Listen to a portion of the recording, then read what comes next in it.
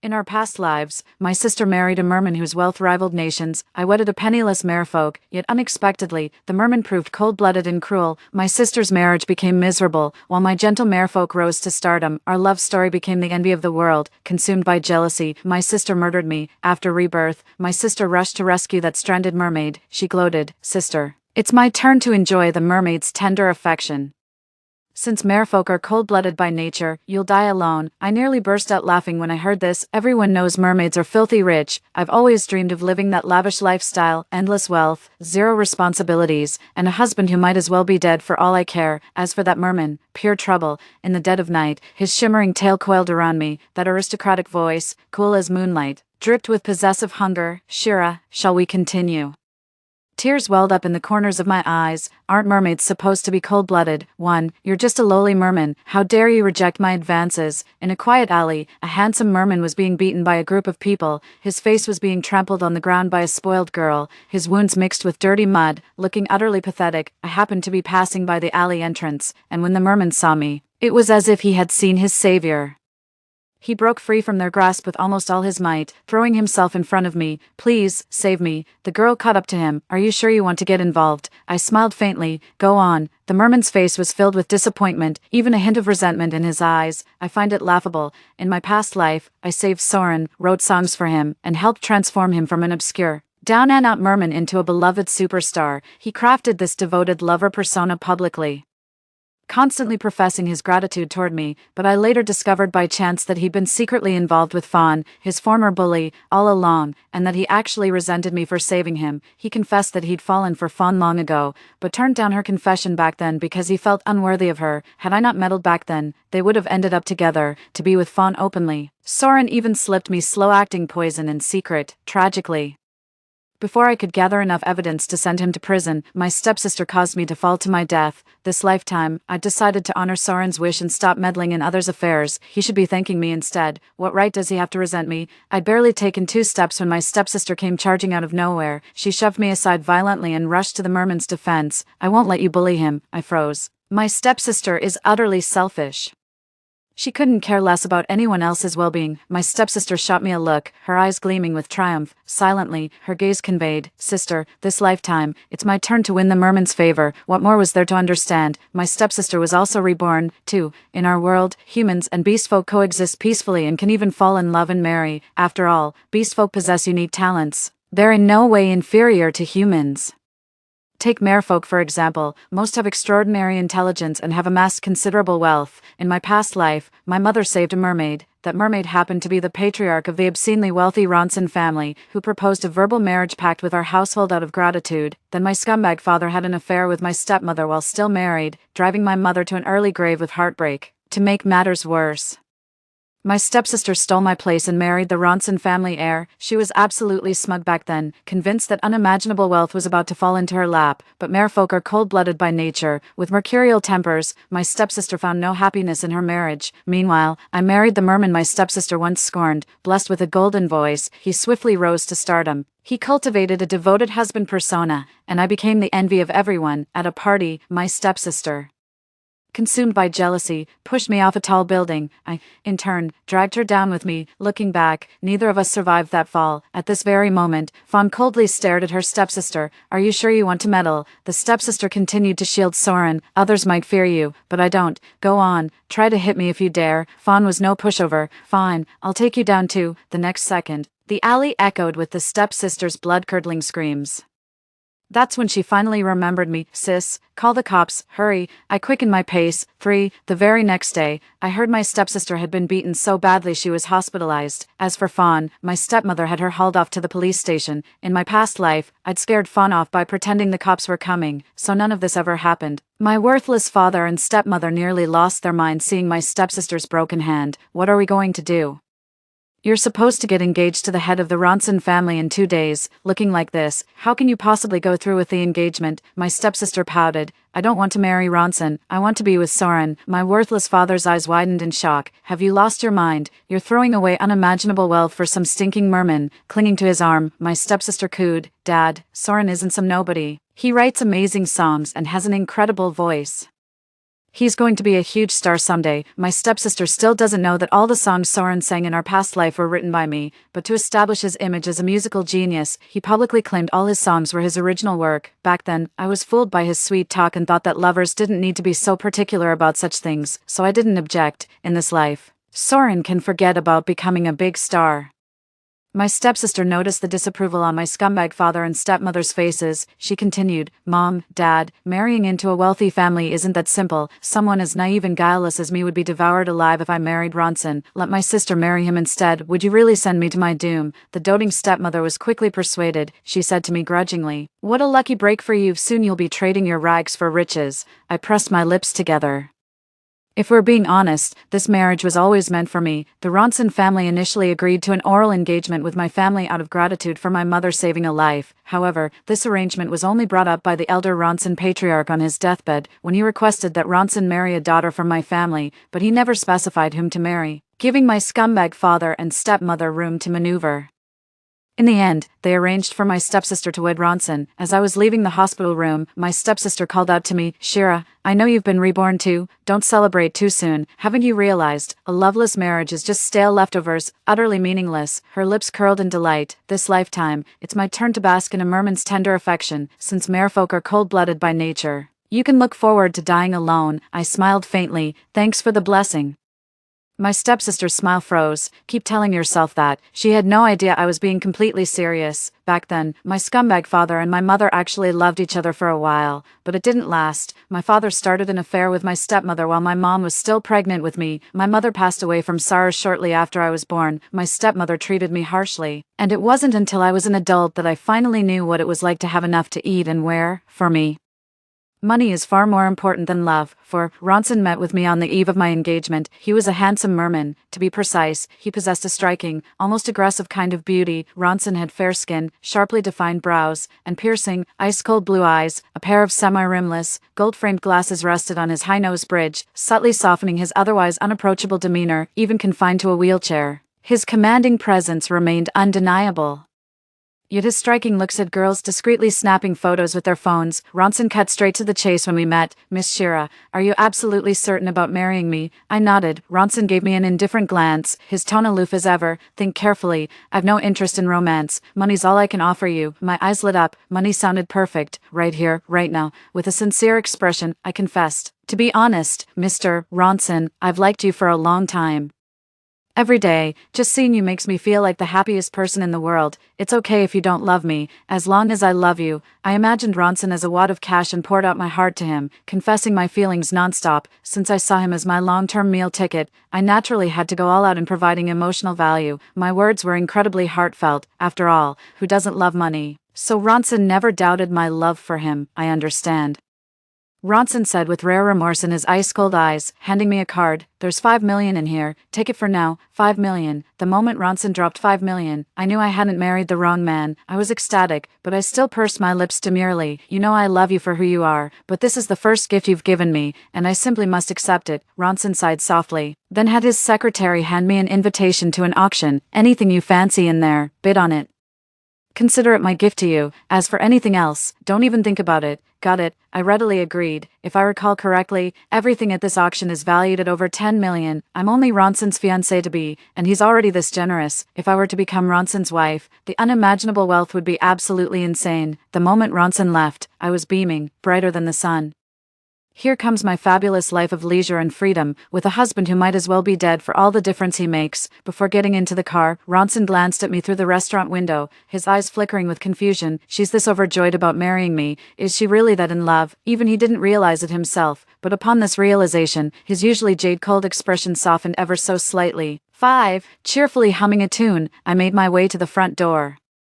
I bumped into Soren, the merman, ringing my doorbell. He was specifically there to visit my stepsister, who had just been discharged from the hospital. Seeing me, Soren's face clouded over. "Shira, I really misjudged you. I thought you had a kind heart, but I never imagined you'd just stand by and do nothing." Soren and I were college classmates. We used to volunteer together at the orphanage. "It's not like he doesn't know me at all, not after all this time." I shot him a glance.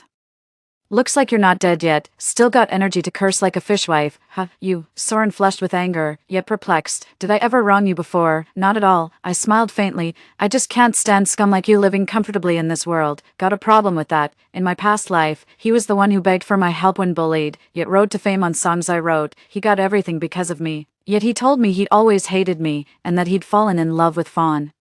The one who used to bully him. Soren is such a hypocrite, playing both sides. He's truly a top-tier scumbag. Soren's face flushed even redder. Just as he was about to explode, his stepsister ran over. She shoved me away, as if she was terrified I'd steal Soren from her. Then she clung to Soren's arm again, beaming with sweetness. Darling, you came to see me. Soren smiled gently at her. I made chicken soup to nourish you. Overwhelmed with gratitude, his stepsister planted a kiss on his cheek.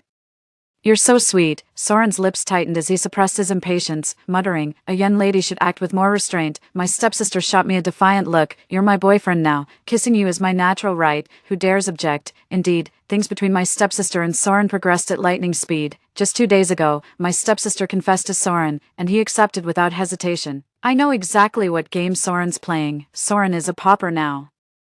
My family owns a moderately successful company, and he plans to use it as a stepping stone to become worthy of Fawn. Before they entered the house, my stepsister shot me a warning glance and whispered, Shira, stay away from Soren. I'm his girlfriend now. I calmly replied, don't worry, I'm not blind. Soren's neither as handsome as Ronson nor as straightforward. What matters most is how generous Ronson's been to me. What was I thinking? Falling for an ungrateful jerk like Soren again. My stepsister wouldn't buy it. Stop pretending. You're clearly eaten up with regret. You saw Ronson today, didn't you? He's an ice-cold monster. You'll never feel an ounce of his love. You simply don't exist in his heart. Not like Soren, so gentle and attentive. Being with him feels like breathing pure sweetness. I shot back. Is love really that important? For me, love isn't a necessity. I've lived my whole life without much love, and I'm doing just fine, in fact. It was back in high school when my deadbeat dad cut off my tuition and living expenses. He sugarcoated it as me coming of age and needing independence, leaving me to endure some truly wretched days. Money matters far more than love ever could, my stepsister said coldly. Keep lying to yourself. She glided into the room while I headed upstairs. Just as my stepsister and Soren were enjoying their sweet moment, I heard a commotion downstairs. Soren, are you out of your mind? Fawn beat me up like this, and you want me to drop the charges and get her out of jail? That was my stepsister's voice. My scumbag father refused to reconcile with Fawn, so she's looking at least half a month in detention, Soren said gently. Sable, the Fawn family is not to be trifled with. I'm afraid Fawn will come back to get revenge on you, my stepsister sneered. I'm not to be trifled with either. If she dares to hit me again, I'll make her regret it. Seeing that he couldn't convince my stepsister, Soren gave up. The two became a sweet, loving couple once again. That is, if you ignore the darkness lurking in Soren's eyes. After getting my fill of gossip, I contentedly returned to my room. Soren, the stepsister, and Fawn, these three villains have truly found each other.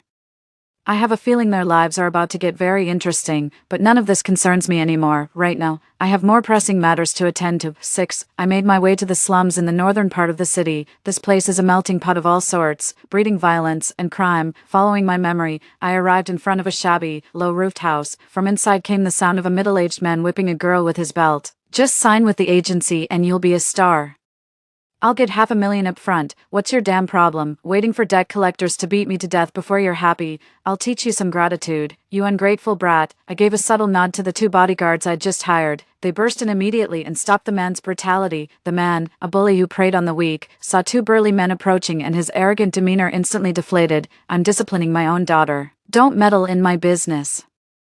I handed the man a contract. Sign this dissolution agreement, and this $500,000 is yours. The man's eyes lit up. Really? Then, he looked at me with a mix of belief and suspicion. Why are you helping that little brat? That's because she once helped me. The assaulted girl was Lyra, Soren's greatest rival in their past life singing career. Merfolk are born with exceptional singing voices. Lyra's voice possessed a uniquely healing quality.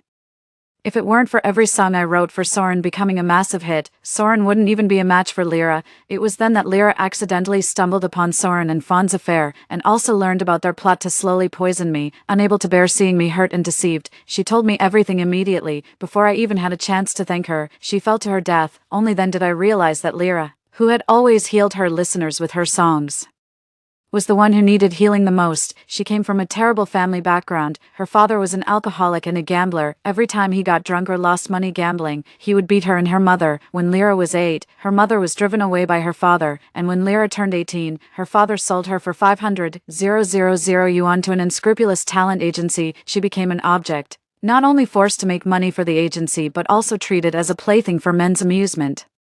Given a second chance at life, I'm determined not only to change my own fate but also to rescue Lyra from her dire circumstances. Pulling myself back to the present, I could tell Lyra's father was trying to extort me. I calmly stated, "I only have 500,000, don't even think about asking for more, you have 1 minute to decide, or the offer's off the table." Seeing my ordinary clothes, Lyra's father mostly believed me and grumbled, "Fine, I'll sign, won't I?"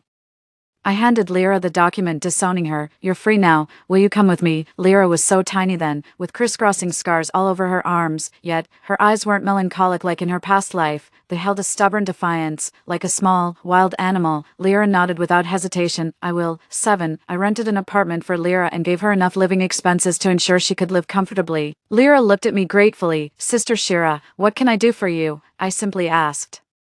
"What is the one thing you want to do most?" I don't need Lyra to do anything for me. If possible, I wish Lyra could live freely and unburdened, unlike how she was constrained in her previous life. Lyra answered without hesitation, "I want to be a singer. My mom always said my voice has healing power. I hope my songs can bring people some joy." She continued, "The reason I didn't sign with that agency is their contract felt like indentured servitude.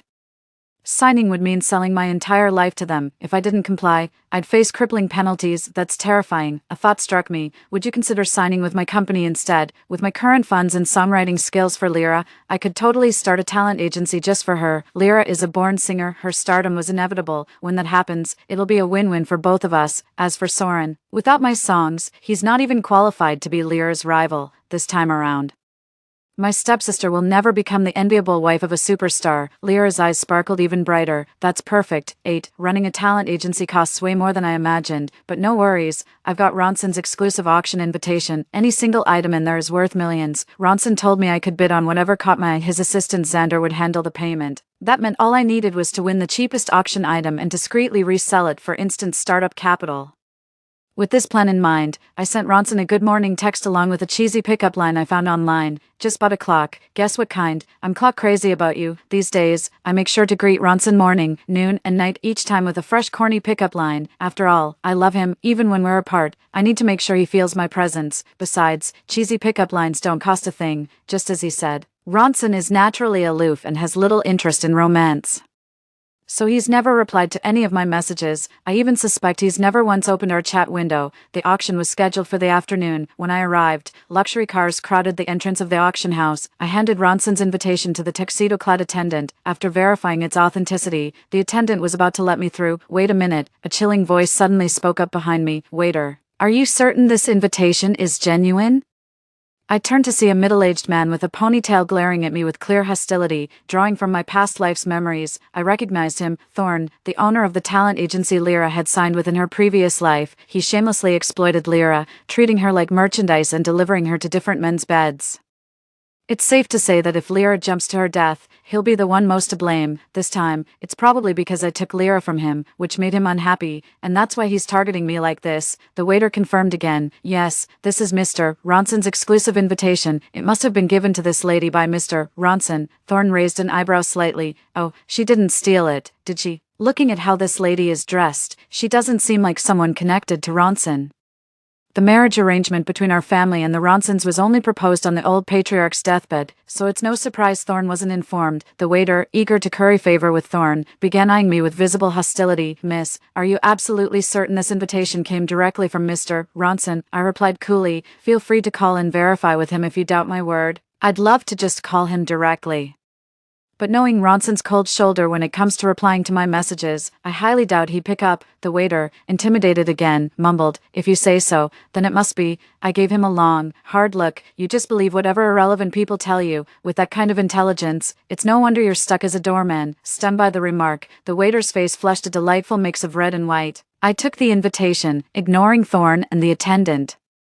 and was about to enter when my stepsister blocked my way. She had just arrived with Soren and happened to witness the whole spectacle. At this moment, my stepsister's face was filled with surprise. How could Ronson have given it to you? He's never given me anything before. This invitation, you either forged it or stole it. In my previous life, the first time my stepsister met Ronson, he very directly told her that he had no interest in romance, and that he could give her nothing but money, asking her to consider carefully if she truly wanted to marry him. My stepsister is incredibly ambitious, scheming to win Ronson over with her unique charm. Once she does, Ronson's fortune will be hers to squander as she pleases. She declared he was the only man for her, then feigned indignation, claiming she loved him for who he was, not his money, and that he shouldn't insult her love with financial offers. That's why Ronson didn't give her 5 million, nor did he give her this invitation.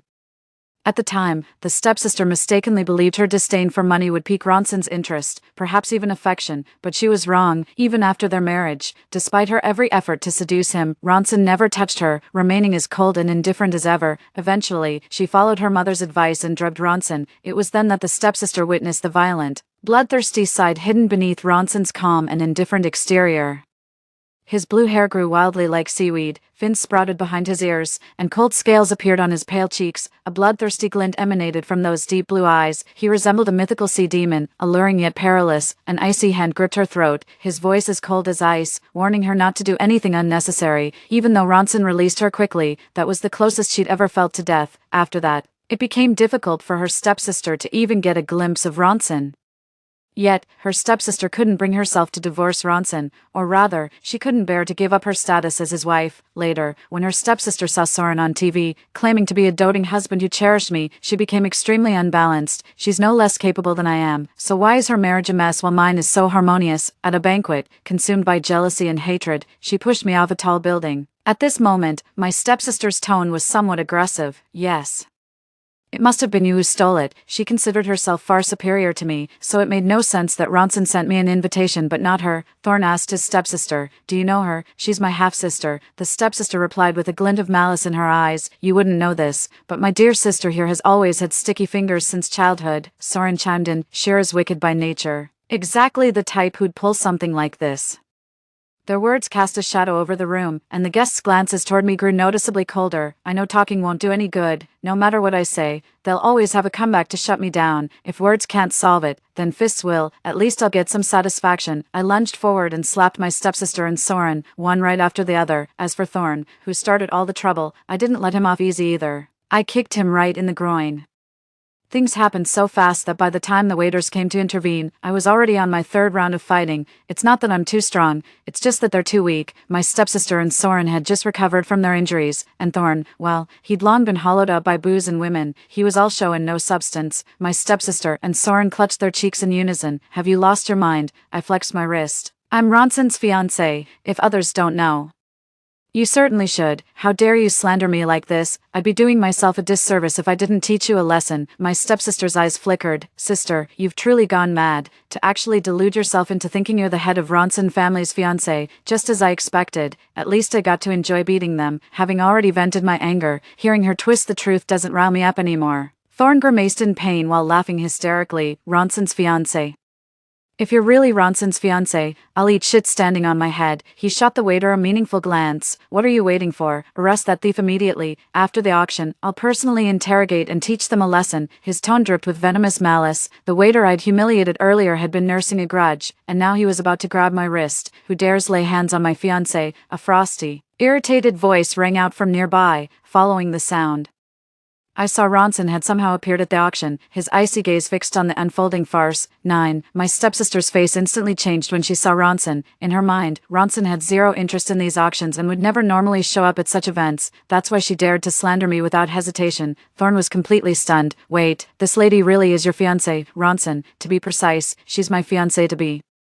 Shira and I will be holding our engagement party next Monday. You're all welcome to attend," Ronson said icily. "Except for Mr. Song, I won't tolerate anyone who disrespects my future wife." Thorn's face drained of all color. As a businessman, he knew Ronson's ruthless reputation in the corporate world. Those who crossed Ronson never lived to regret it. "Well, he's a Merman, born cold-blooded. Now it seems we can add another trait to Ronson's list. He's fiercely protective of his own." Thorn, his arrogance completely gone, pleaded. "Ronson, I didn't mean to target Miss Shira. I was blind. I didn't recognize that Shira was your fiancé, Ronson. Please, you're a magnanimous man. Just forgive me this once, Ronson said calmly. I'm not the one you should be apologizing to. It's Shira. You want me to apologize? A shadow flickered in Thorn's eyes. He absolutely despises me. First, I rescued Lyra from him, then I just beat him up, completely humiliating him, and now, because of me, he's alienated Ronson, but he's a businessman. After weighing the pros and cons, he reluctantly apologized to me. Miss Shira, I'm truly sorry. It's all my fault for causing you such distress today. I chuckled. Who said I was wronged? I gave it right back to them on the spot. Felt amazing. Thorn choked back his words before forcing a smile. Miss Shira's straightforward nature explains why Ronson adores you so much. Watching Thorn's frustrated yet helpless expression, I finally understood what it meant to borrow power from the mighty. Gotta admit, it felt incredibly satisfying. Another day, another reason to love Ronson even more. Thorn continued, /Miss Shira, I truly didn't mean to cause you any trouble. I had a bit too much to drink today. And I was out of my head. I apologize for offending you. Miss Shira, what do you fancy? Jewelry, or perhaps antiques and calligraphy. I'll have it sent to your home another day, along with my sincerest apologies. No need. Miss Shira, please don't worry about the cost, as long as it makes you happy. No amount of money is too much. I cut him off directly. I'm not going to forgive you. Thorn's smile froze instantly. What? It's exactly what it sounds like. Seeing how terrified he was of Ronson, I knew if I didn't forgive him, Ronson wouldn't let him off easy. In his previous life, Thorn had committed many evil deeds. Because of his cowardly nature, he's always managed to avoid any real trouble. This time, it's high time he learned a lesson, so there are fewer victims like Lyra. Thorn's face turned ashen. Are you fucking with me? Ronson's 2 bodyguards immediately stepped in front of me. What do you think you're doing to Miss Shira? And no, it's nothing. Facing the towering bodyguards, Thorn regained his composure.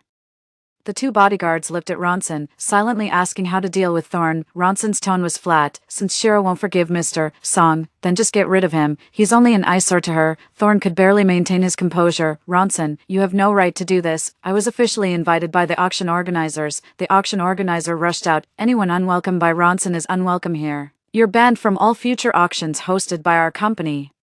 He then turned to the waiter. Consider yourself fired effective tomorrow. The waiter was consumed with regret, while Thorn looked ready to murder me. He's a bully who preys on the weak and backs down from anyone stronger. He won't dare do anything else. Among those present, Thorn's arch-nemesis was the happiest. He walked over to Thorn, patted him on the shoulder, and said, Mr. Song, I'm afraid you're too important to remember trivial things. Let me just remind you of something you just said.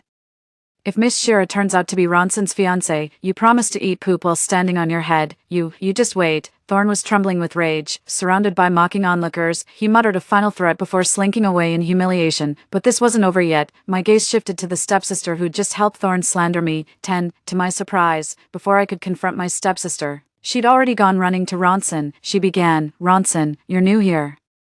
So you might not know the full story. It was my sister who stole your invitation, which is why Mr. Song is targeting her like this. Just because Ronson didn't give her an invitation in her past life, she's now convinced that I stole his invitation when I met him last time. My stepsister's thought process is truly bizarre. It just goes to show, reincarnation doesn't necessarily make you smarter. She sighed softly. My sister has always had sticky fingers since she was a child.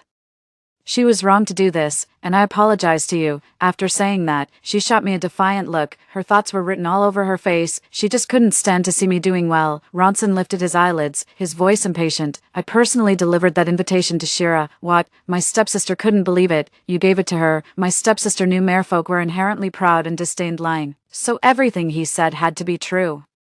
My stepsister was about to say more when the auction organizer approached Ronson. Don't worry, Ronson, he said. We won't be inviting someone who twists facts and lacks morals like her back to our auction. An auction attendant moved to escort her out, but she shot him a fierce glare and declared loudly, No need, I'll leave on my own. Before leaving, my stepsister deliberately walked up to me and said, Don't get too ahead of yourself. Ronson is very protective of his own. What he's doing doesn't mean he loves you. Unlike Siren, who checks in on me every day, I'm going to start an agency for Siren and launch his career. Once he becomes a big star, everyone will envy our love. I looked deeply at Siren. Ambition gleamed in his eyes. I lowered my gaze. With me around, he'll never become a big star in this lifetime. 11. Once Thorn and my stepsister left, the farce finally ended. I walked up to Ronson with a smile and said, Ronson, what brings you here?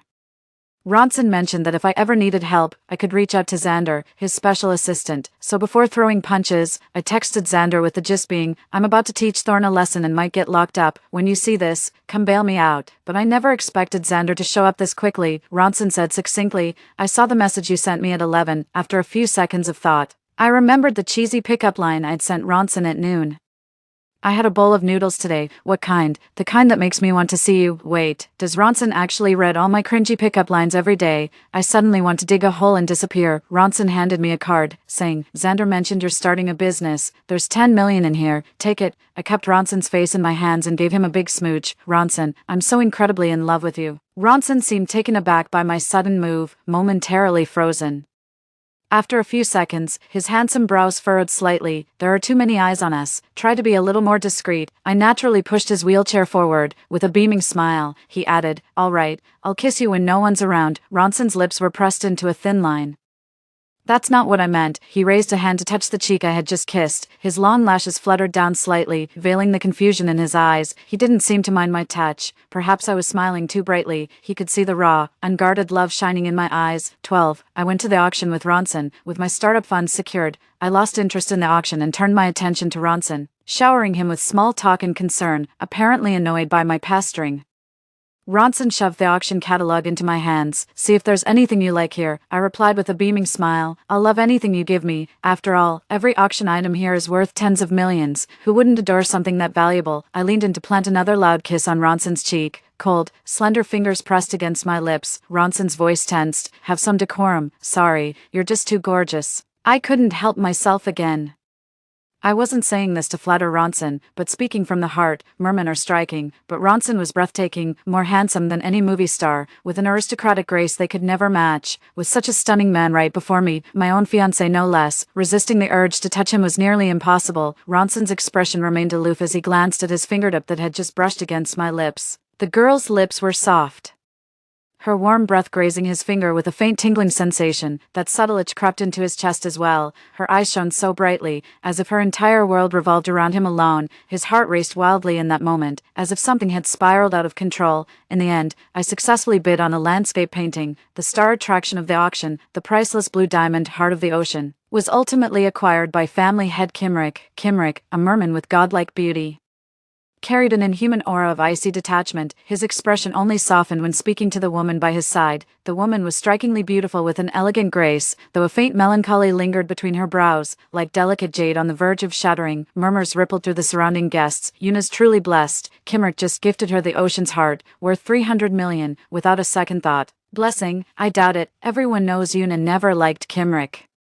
He only kept her by his side through underhanded means. Mr. Sia has wealth, looks, and treats Yuna better than anyone could ask for. How could she be so ungrateful? Matters of the heart are personal. Let's not gossip about what we don't understand. It suddenly came back to me. In their past life, when Yuna disappeared into the sea, Kimrick went mad with grief and did many reckless things.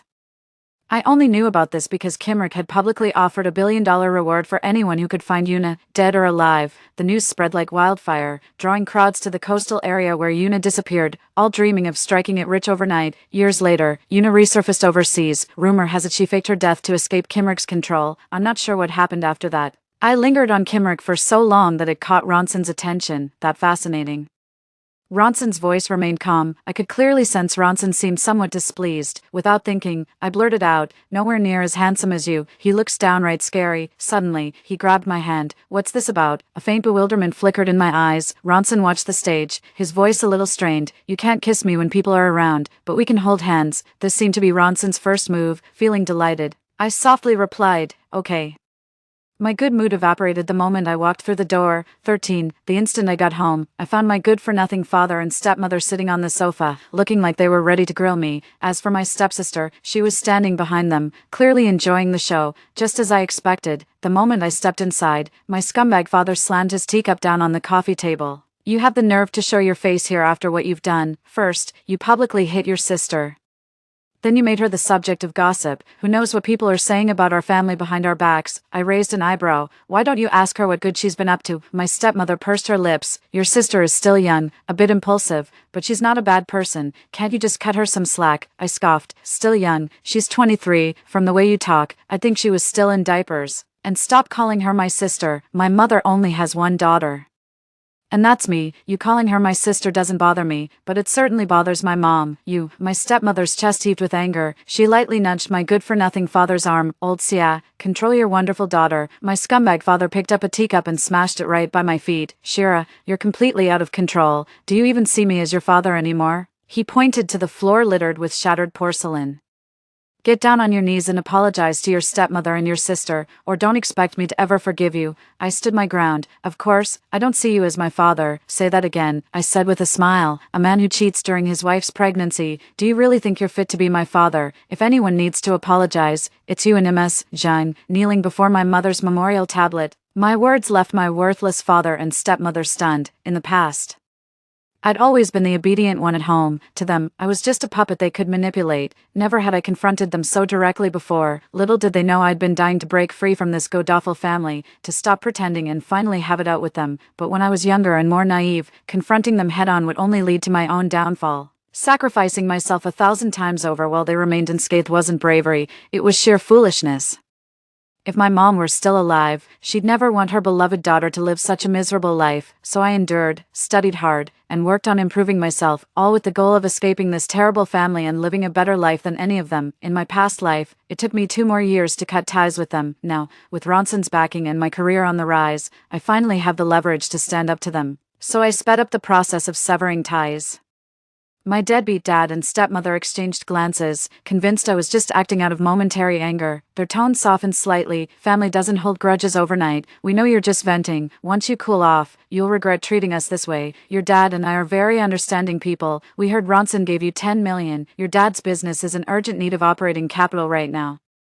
Just give him that money, and we'll forgive you. It suddenly hit me that in my past life, my scumbag father's company really did face a crisis. Later, it was my stepsister who called Ronson for help, which saved my scumbag father's company from ruin. I have to say, my scumbag father and his whole family are truly shameless. He's the one desperate for money, yet acts like I should be grateful they're willing to take mine. I shot them a glance, daydreaming already. Forget $1 million, you won't get a single cent from me. After my repeated taunts, even that deadbeat father couldn't keep up his loving dad act. Humiliated and red-faced, he pointed at the door. Ungrateful wretch, all these years wasted on you. Get out. From now on, you're no daughter of mine. I pulled out the parent-child severance agreement I'd prepared long ago. Words mean nothing. Sign this. Are you out of your mind? Disbelief was etched all over my scumbag father's face. He'd only said it casually, never expecting that I'd actually produce a parent-child severance agreement. I glared at him with a sneer. What exactly is there to miss about a scumbag like you? You built your success with my mother's money, then betrayed her while she was pregnant. Don't tell me you actually think I'd hesitate to cut ties with a sperm donor like you, if you can't find a mirror. At least check your piss for some self-awareness. You're not half as important as you think. Called out, the bastard's face turned beet red. Who says I'm bluffing? I mean every word about disowning you. My taunting worked. The deadbeat father was absolutely seething. No matter how much my stepmother tried to persuade him, he didn't change his mind and just signed his name on it. I got the disownment papers I wanted, and a small weight lifted from my chest. My whole purpose in coming here today was to provoke my scumbag father into signing these disownment papers. This way, I won't have to be involved with these disgusting people anymore, my scumbag father said coldly. This elite family may look glamorous, but it's actually a den of vipers. If you ever feel wronged in Ronson's family, even if you come back crying, I won't let you through the door. You don't need to worry about that. Ronson is rich. If I'm ever wronged there, I can fly to a resort spa abroad to cry, or cry in a 9-star hotel, or even cry while shopping at a luxury store. Any of those options sounds infinitely better than seeing any of you jinxes. My scumbag father trembled with rage. Get out of my sight. I turned to leave, and my stepsister walked over. Shira, don't get too ahead of yourself. Soren is about to debut, and he's signed with my agency. Once he becomes a big star, making 10 million will be a piece of cake. Then my dad's company will finally have the capital it needs to operate. I extended a helping hand to Soren when he was at his lowest. For the rest of his life, Soren will love and cherish me. As for you, all you'll ever get is Ronson's cold, hard cash, no love, no family. You'll just spend the rest of your life alone with your money. I smiled genuinely, repeating my earlier sentiment. Thank you for your blessing. My stepsister felt like she was punching cotton. Slamming the door with a "we'll see how long that tough talk lasts," I lowered my gaze. While she had Siren, I possessed Lyra, someone several times more remarkable. Siren would never reach the heights of his past life again. 14. After moving out of my worthless father's place, I contacted a realtor to hunt for a new apartment. Meanwhile, Ronson called. This was the second time he'd reached out to me directly, and my curiosity piqued. I answered the call. "Your father just contacted my assistant," Ronson asked. "His company is in trouble and he's looking for 10 million in funding. Do you want me to help him?" I was somewhat taken aback by my scumbag father's audacity. He'd disowned me, yet he thought Ronson wouldn't know that, and was trying to squeeze one last dime out of him. I was a bit surprised Ronson would call me for my opinion. "Don't lend it to them. I've already cut ties with them today," I said, lowering my gaze. "Why would you specifically call me about this, whether to lend or not?" Ronson could totally make that decision himself, after all. 10 million is pocket change to him. Your stepsister is downright insolent, clearly spoiled rotten by her parents. The way she treats you, I suspect mirrors your father's attitude toward you," Ronson said calmly. As a rather petty merman, I refuse to offer assistance to anyone who mistreats my fiancé. The corners of my lips curled upward. What a coincidence. I happen to be quite petty myself, in that moment. Warmth flooded through my heart. This was the first time someone had ever cherished me unconditionally. To be precise, it's not favoritism. Ronson is just a bit protective of his own, but I have to admit, having someone in your corner isn't bad at all. Originally, I chose to marry Ronson for the money, yet, it seems I've gained something from him that's just as precious as money. I suddenly wondered what kind of mermaid could be as cold-blooded and violent as my stepsister described. The line remained silent for what felt like ages.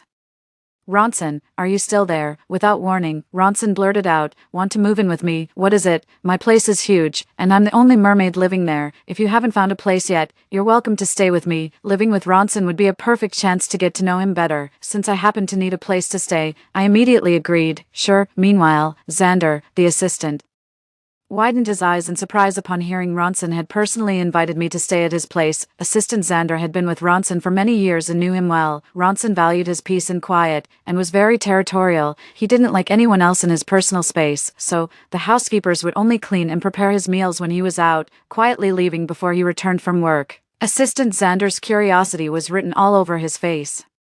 Ronson was in a good mood and patiently explained, "I'm not against Shira's advances. I'm actually curious to see how far things might go between us. Just curious." Assistant Xander lowered his gaze. Ronson probably didn't even realize how serious his expression was when he just asked Miss Shira if she wanted to move in with him, as if he were tackling an unsolvable math problem. Later, after he heard Miss Shira agree, the corners of his mouth unconsciously turned upward. It's pretty clear Ronson's got a thing for Shira, even if he hasn't realized it himself yet. 15. Ronson and I started this rather interesting cohabitation arrangement. I moved into the guest room right next to his. Though we were living together, Ronson was actually away on business trips abroad for quite a while at the beginning. He only managed to squeeze in a quick trip back for the engagement. But that doesn't mean he wasn't taking it seriously. The engagement party was a grand affair, with all the city's prominent figures in attendance. I once asked Ronson if he wasn't inviting too many people for just an engagement. Ronson earnestly explained to me that while he doesn't care for big crowds, he didn't want anyone like Thorne to ever bother me again, even though I knew Ronson's reason for doing this was his instinctive protectiveness. Even if Xander, his special assistant for many years, were to be bullied, he would still step in.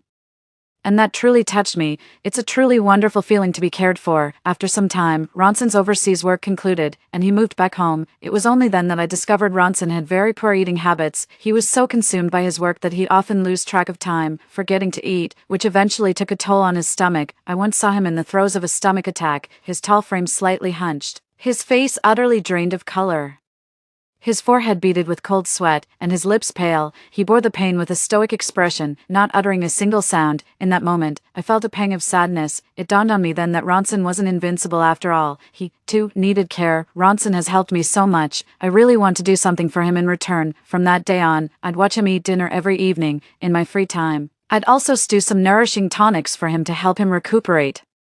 If he was late coming back from a business trip, I'd always leave a light on for him. Ronson told me not to bother, just to focus on my own things, but I knew deep down he was pleased when I showed him I cared. A subtle smile would always play on his lips. This Merman is a classic Sundara. 16. While I was busy helping Ronson recover, I didn't neglect my own career either. Ronson gave me a 10 million card at the auction, and with the 4 million plus I already had, it was more than enough to launch my own talent agency. My agency has only signed Lyra for now, and I immediately wrote her a full album's worth of songs. Lyra has a natural musical gift. When she saw the songs I wrote for her, she exclaimed excitedly, "Shira, I've got a feeling these tracks are gonna blow up." When my stepsister heard I'd started an agency to promote Lyra, she called just to mock me, "Shira, have you got money to burn or what, signing Lyra?" She couldn't measure up to Soren in her past life, and no matter how much you spend on her now, she'll never stand a chance against Soren. My tone-deaf stepsister never paid attention to the music scene in her past life either. All she knew was that Soren always outshone Lyra, so she assumed Soren was superior. Little did they know, Lyra just needed the right opportunity. Lyra's musical talent far surpasses Soren's, with her exquisite tone, masterful technique, and a voice that heals the soul. She's a born diva. Even when her previous agency gave her mediocre songs, her interpretation could breathe new life into them, unlike Soren, who's considered a decent singer among humans but rather average by merfolk standards. He couldn't hit some high notes, so I had to adapt the songs to suit his range. In our past life, without the songs I wrote, he'd have remained just another merfolk with passable vocals. Never would have gone viral. Now that I've met Lyra, I can compose freely while she unleashes her full potential. We're practically the dream team. In this lifetime, Lyra will undoubtedly reach greater heights than Soren. Seeing my silence, my stepsister grew even more smug. "Shira, you claim you don't care about Soren, yet you signed Lyra to compete against him. You regret it, don't you, that I got Soren and his gentle affection, so you're trying to use Lyra to suppress him, to stop me from becoming the envied wife of a big star. Well, let me tell you, it's a waste of effort. True talent always shines through. I'm already preparing to launch Soren's career. In his past life, Soren became a megastar without any backing. Now that I'm supporting him, he'll soar even higher than before." I said calmly, "You're overthinking this. I just want both Lyra and myself to live comfortably, at the very least, better than our previous lives. Though Ronson's money could easily keep me comfortable, just a few of his cards would cover all my needs. I refuse to be some clinging vine dependent on him. That would mean losing myself, becoming nothing but an accessory desperate to please him. Even if Ronson and I part ways in the future, I hope I'll still be able to live a good life. As for Lyra, I hope she can do whatever she wants and no longer have her destiny controlled by others, unlike in her previous life." My stepsister scoffed, "Really? I don't believe it." Soon enough, my stepsister wouldn't be smiling anymore. 17, Soren and Lyra debuted on the same day. The day before their debut, my stepsister even sent me a taunting message. "Shira, I don't know whether to call you stupid or just plain dumb, daring to debut Lyra on the same day as Soren. What? Got too much money to burn? With Soren around, Lyra's debut won't even make a splash. If Ronson knew how stupid and wasteful you are, bringing shame upon him, he'd definitely give you the silent treatment." I chuckled softly. "Silent treatment? After Ronson and I got engaged, he gives me 10 million in pocket money every month. The 10+ million I spent on starting my company might be a lot to you, but to Ronson, it's just my regular allowance. I spent it, and I spent it. As long as I'm happy, Ronson won't say a word." My stepsister looked surprised. "How can that be? Ronson never gave me that much pocket money in my past life." She quickly realized that in her previous life, the first time she met Ronson, she told him she loved him for who he was and not to insult her with money. This led to Ronson never giving her a bank card again afterward. Because of this, she harbored deep resentment toward their marriage. The stepsister said through gritted teeth, "One day Ronson will realize you're just a gold digger and kick you to the curb. Just you wait." Afraid I'd provoke her further, she hung up in a hurry. My stepsister was hellbent on making Soren an overnight sensation, pouring a fortune into his promotion. Soren's singing talent was mediocre even among merfolk. His current album only exists because my stepsister hummed his future hit songs from her past life memories, which composers rearranged for him to perform, tone-deaf as she is. The melodies she hummed bore only a passing resemblance to my original compositions. The combination of his forgettable voice and uninspired songs was nothing short of a train wreck. Unsurprisingly, Soren's debut barely made a splash this time. Many netizens mocked. With skills like this, he dares to call himself the next king of pop. What a joke. Are the standards for mermaid idols really this low nowadays? Sugar mommy, pick me. My singing voice is way better than his, and I've got a hotter bod too. I'll definitely make you happier than he ever could." The stepsister was furious and personally jumped into the online debate to clap back at netizens. "What do you all know? Soren is the next big thing in music. Just give him time, he'll become someone you look up to in awe." Netizens, "Give him time, and he'll only produce more musical trash to pollute our ears. A pop icon, more like Gotham's clown." Hey now, that's an insult to clowns. My stepsister was left speechless. She just threw out a "you'll see, time will tell" before smashing her phone in rage. Even though Soren's debut album barely made a ripple, his stepsister never once suspected it was Soren's fault. Soren debuted 2 years earlier than before, and she thought it was because he debuted too soon, so he hadn't had time to create those songs yet, to help him become a talented singer-songwriter like he was in his past life. She even spent a fortune enrolling Siren in a masterclass so he could learn songwriting from the best. Unlike Siren, who faced a complete flop right after his debut, Lyra's new album was a huge hit with netizens, immediately topping the new song charts on all major music platforms. This is the first time I've truly felt the healing power of music. Oh my god, I'm hearing angels sing. Is no one going to give Shira some credit for writing Lyra's songs? Her lyrics, combined with Lyra's music, are just out of this world. I only have one wish right now. I really want her to write a song for my idol. Make a wish together. When Lyra and I saw how well our work was received, far beyond what we'd imagined, we treated ourselves to a celebratory dinner out. Lyra told me her father had recently lost a fortune gambling, couldn't repay the debt, and was beaten to death by loan sharks. His fate didn't exactly come as a surprise to me. Ronson is still out of the country on business.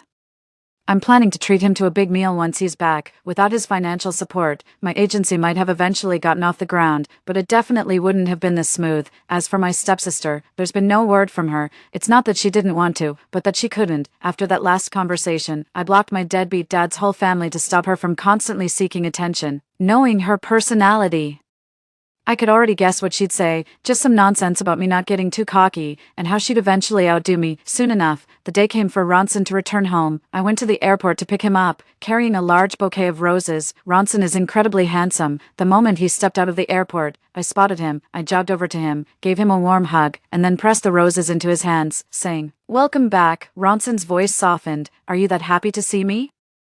I shot back, "And you're not happy to see me?" Ronson paused, seemingly taken aback by my question. He gazed at the vibrant roses in his hand, a faint smile playing on his lips. "I'm happy too," he said. 18. I took Ronson to the tallest restaurant in High City, located on the 128th floor. Inside our private room, Ronson and I sat by the floor-to-ceiling windows, overlooking the entire High City. It's funny, but this place is actually one of Ronson's properties too. As soon as we were seated, Ronson pulled out an understated black velvet gift box. "Congratulations on the huge success of your work," he said. "This is a celebratory gift." I opened it to find a dazzling diamond necklace, so stunningly beautiful that its value was immediately apparent. Ronson really knows how to pick out gifts, I have to admit. Gazing at his handsome face, I leaned in and gave him a big smooch. With a playful smile, I whispered, / no one's around now, so I can finally kiss you, / Ronson had a faint, helpless smile in his eyes, as if to say, "There's nothing you can do about me." The dining atmosphere was pleasant until a drunken Thorn suddenly burst in, grabbed a glass, and hurled it at Ronson. "I've already apologized, Ronson. Why are you trying to ruin me completely?" These past few days had been the darkest period of Thorn's life. He's always been reckless, making enemies behind the scenes, but with his wealth and power, no one dared to retaliate. That was until he crossed Ronson, who then sabotaged several of his businesses, one after another. Now, with everyone piling on, he's on the verge of bankruptcy. Learning Ronson was dining in this private room, he stormed over, furious, to confront him. It all happened so fast. Ronson ducked, avoiding the glass, but the dark red wine still streamed down his pale cheek. "Thorn's not done yet. I'm furious. He's my fiancé, and my meal ticket for life. I won't let a single hair on his head be harmed." I stepped in front of Ronson, pushing Thorn towards the door, and yelled out, "Waiter, get him out of here." Behind me, Ronson watched as I fearlessly shielded him, and a different emotion flickered in his eyes, usually as calm as the deep sea. Thorn, seething with rage, grabbed the wine bottle from the table, ready to smash it over my head. "This is all your fault. I wouldn't have offended Ronson if it weren't for you. I wasn't scared at all. I'm trained in kickboxing." The only reason I didn't throw punches at Thorn right then was to maintain my innocent, harmless image around Ronson. Before marriage, it's probably best not to reveal my fighting skills, but if Thorn tries to hurt me, I won't hold back. "Stop it." I twisted my hand to grip Thorn's wrist, ready to teach him a lesson. Then a cold, low voice sounded behind me. Turning around, I saw Ronson approaching. Unbelievable. He was actually standing. What kind of medical miracle is this?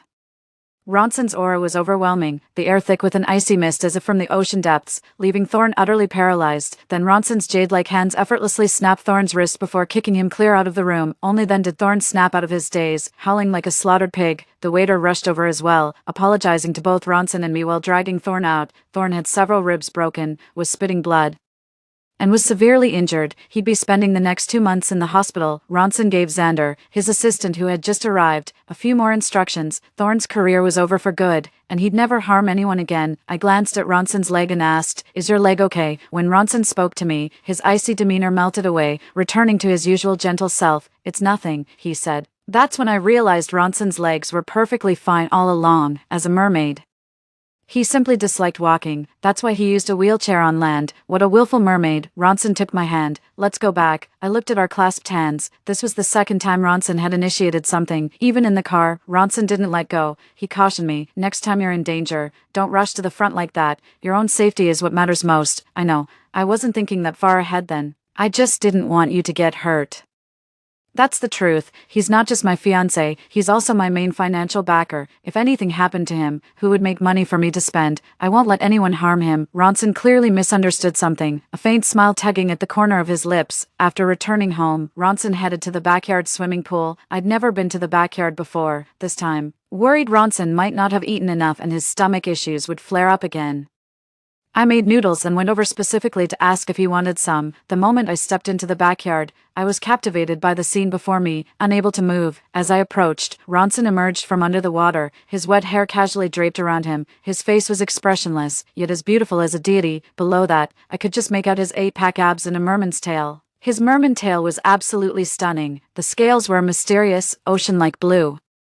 Shimmering brilliantly under the lights, it was more dazzling than the most precious jewels, truly captivating. I couldn't help but ask, "May I touch your merman tail?" Ronson paused for a moment before placing his tail in my palm. I gingerly ran my fingers along it. The texture was cool and silky, like the finest satin. On a sweltering summer day, nothing could feel more refreshing. Ronson's body tensed slightly after one touch. I couldn't resist reaching for another.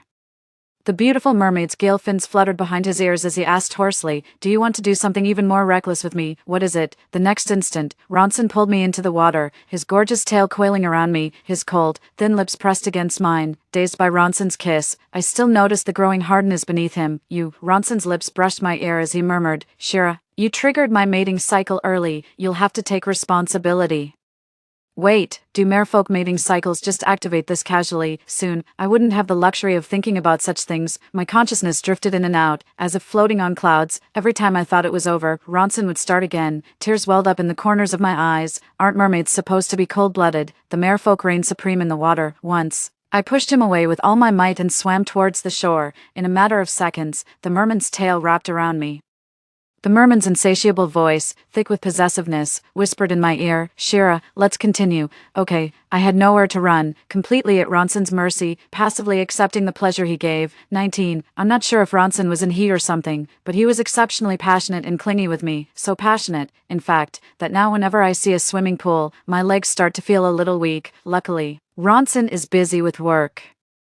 This situation lasted less than a week before Ronson had to go on a business trip abroad. He wanted me to come along, but I declined, citing unfinished work. Those moments were pleasurable, sure, but the merman's stamina was overwhelming. I always ended up completely drained and needed some recovery time. During this period, my stepsister called me using someone else's number. This time, she'd lost her previous arrogance. She was here to ask for my help after Siren debuted. She didn't make much of a splash, and the money she'd invested was essentially lost for good, and all that money came from her deadbeat dad. Back then, her deadbeat dad's company was on the verge of collapse. My stepsister convinced our scumbag dad that Soren was a future superstar, and if he invested in him, they'd make a fortune, saving the company in the process. Because my stepsister had accurately predicted several future events.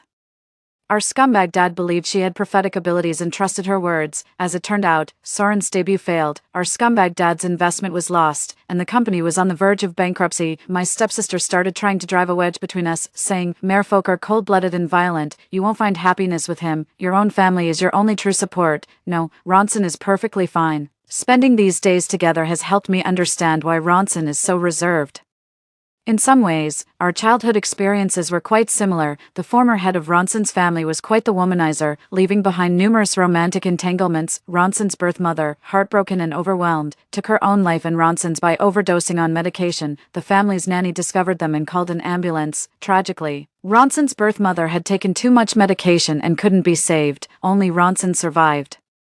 This experience made Ronson averse to romance and affection, viewing them as useless and irrational. The old patriarch had numerous illegitimate children, eyeing Ronson's position as heir apparent of the family. Had Ronson shown even the slightest mercy, he wouldn't be sitting as the current head of Ronson's family. His notorious reputation for cruelty and ruthlessness stemmed from the bloody succession war against his bastard siblings. In truth, Ronson isn't the heartless monster people believe him to be. The hardships of his youth built an emotional wall around his heart. Now, that wall is slowly crumbling down, I added. I cut ties with my family long ago.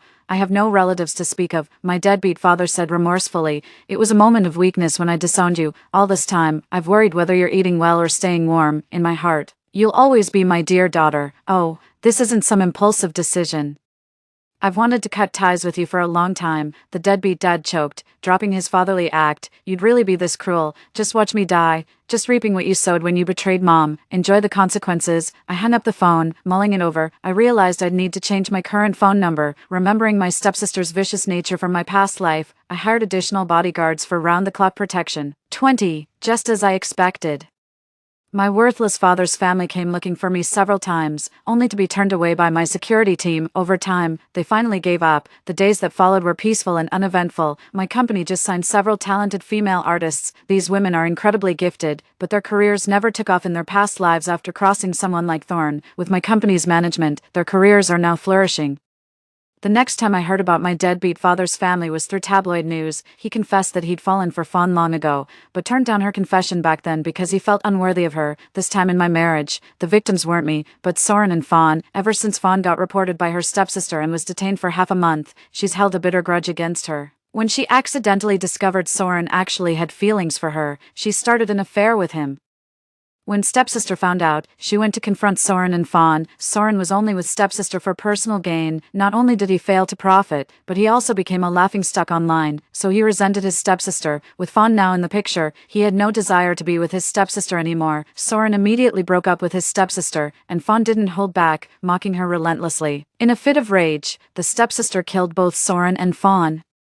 When my scumbag father and stepmother found out, they helped dispose of Soren and Fawn's bodies. After Fawn's parents learned of her disappearance, they reported it to the police, and my scumbag father's family was quickly arrested. It looks like my scumbag father's family is heading for a reckoning. While my stepsister was in prison, she requested to see me. I didn't go. Later, I heard she attempted suicide several times in prison, muttering about wanting to start over and change her fate.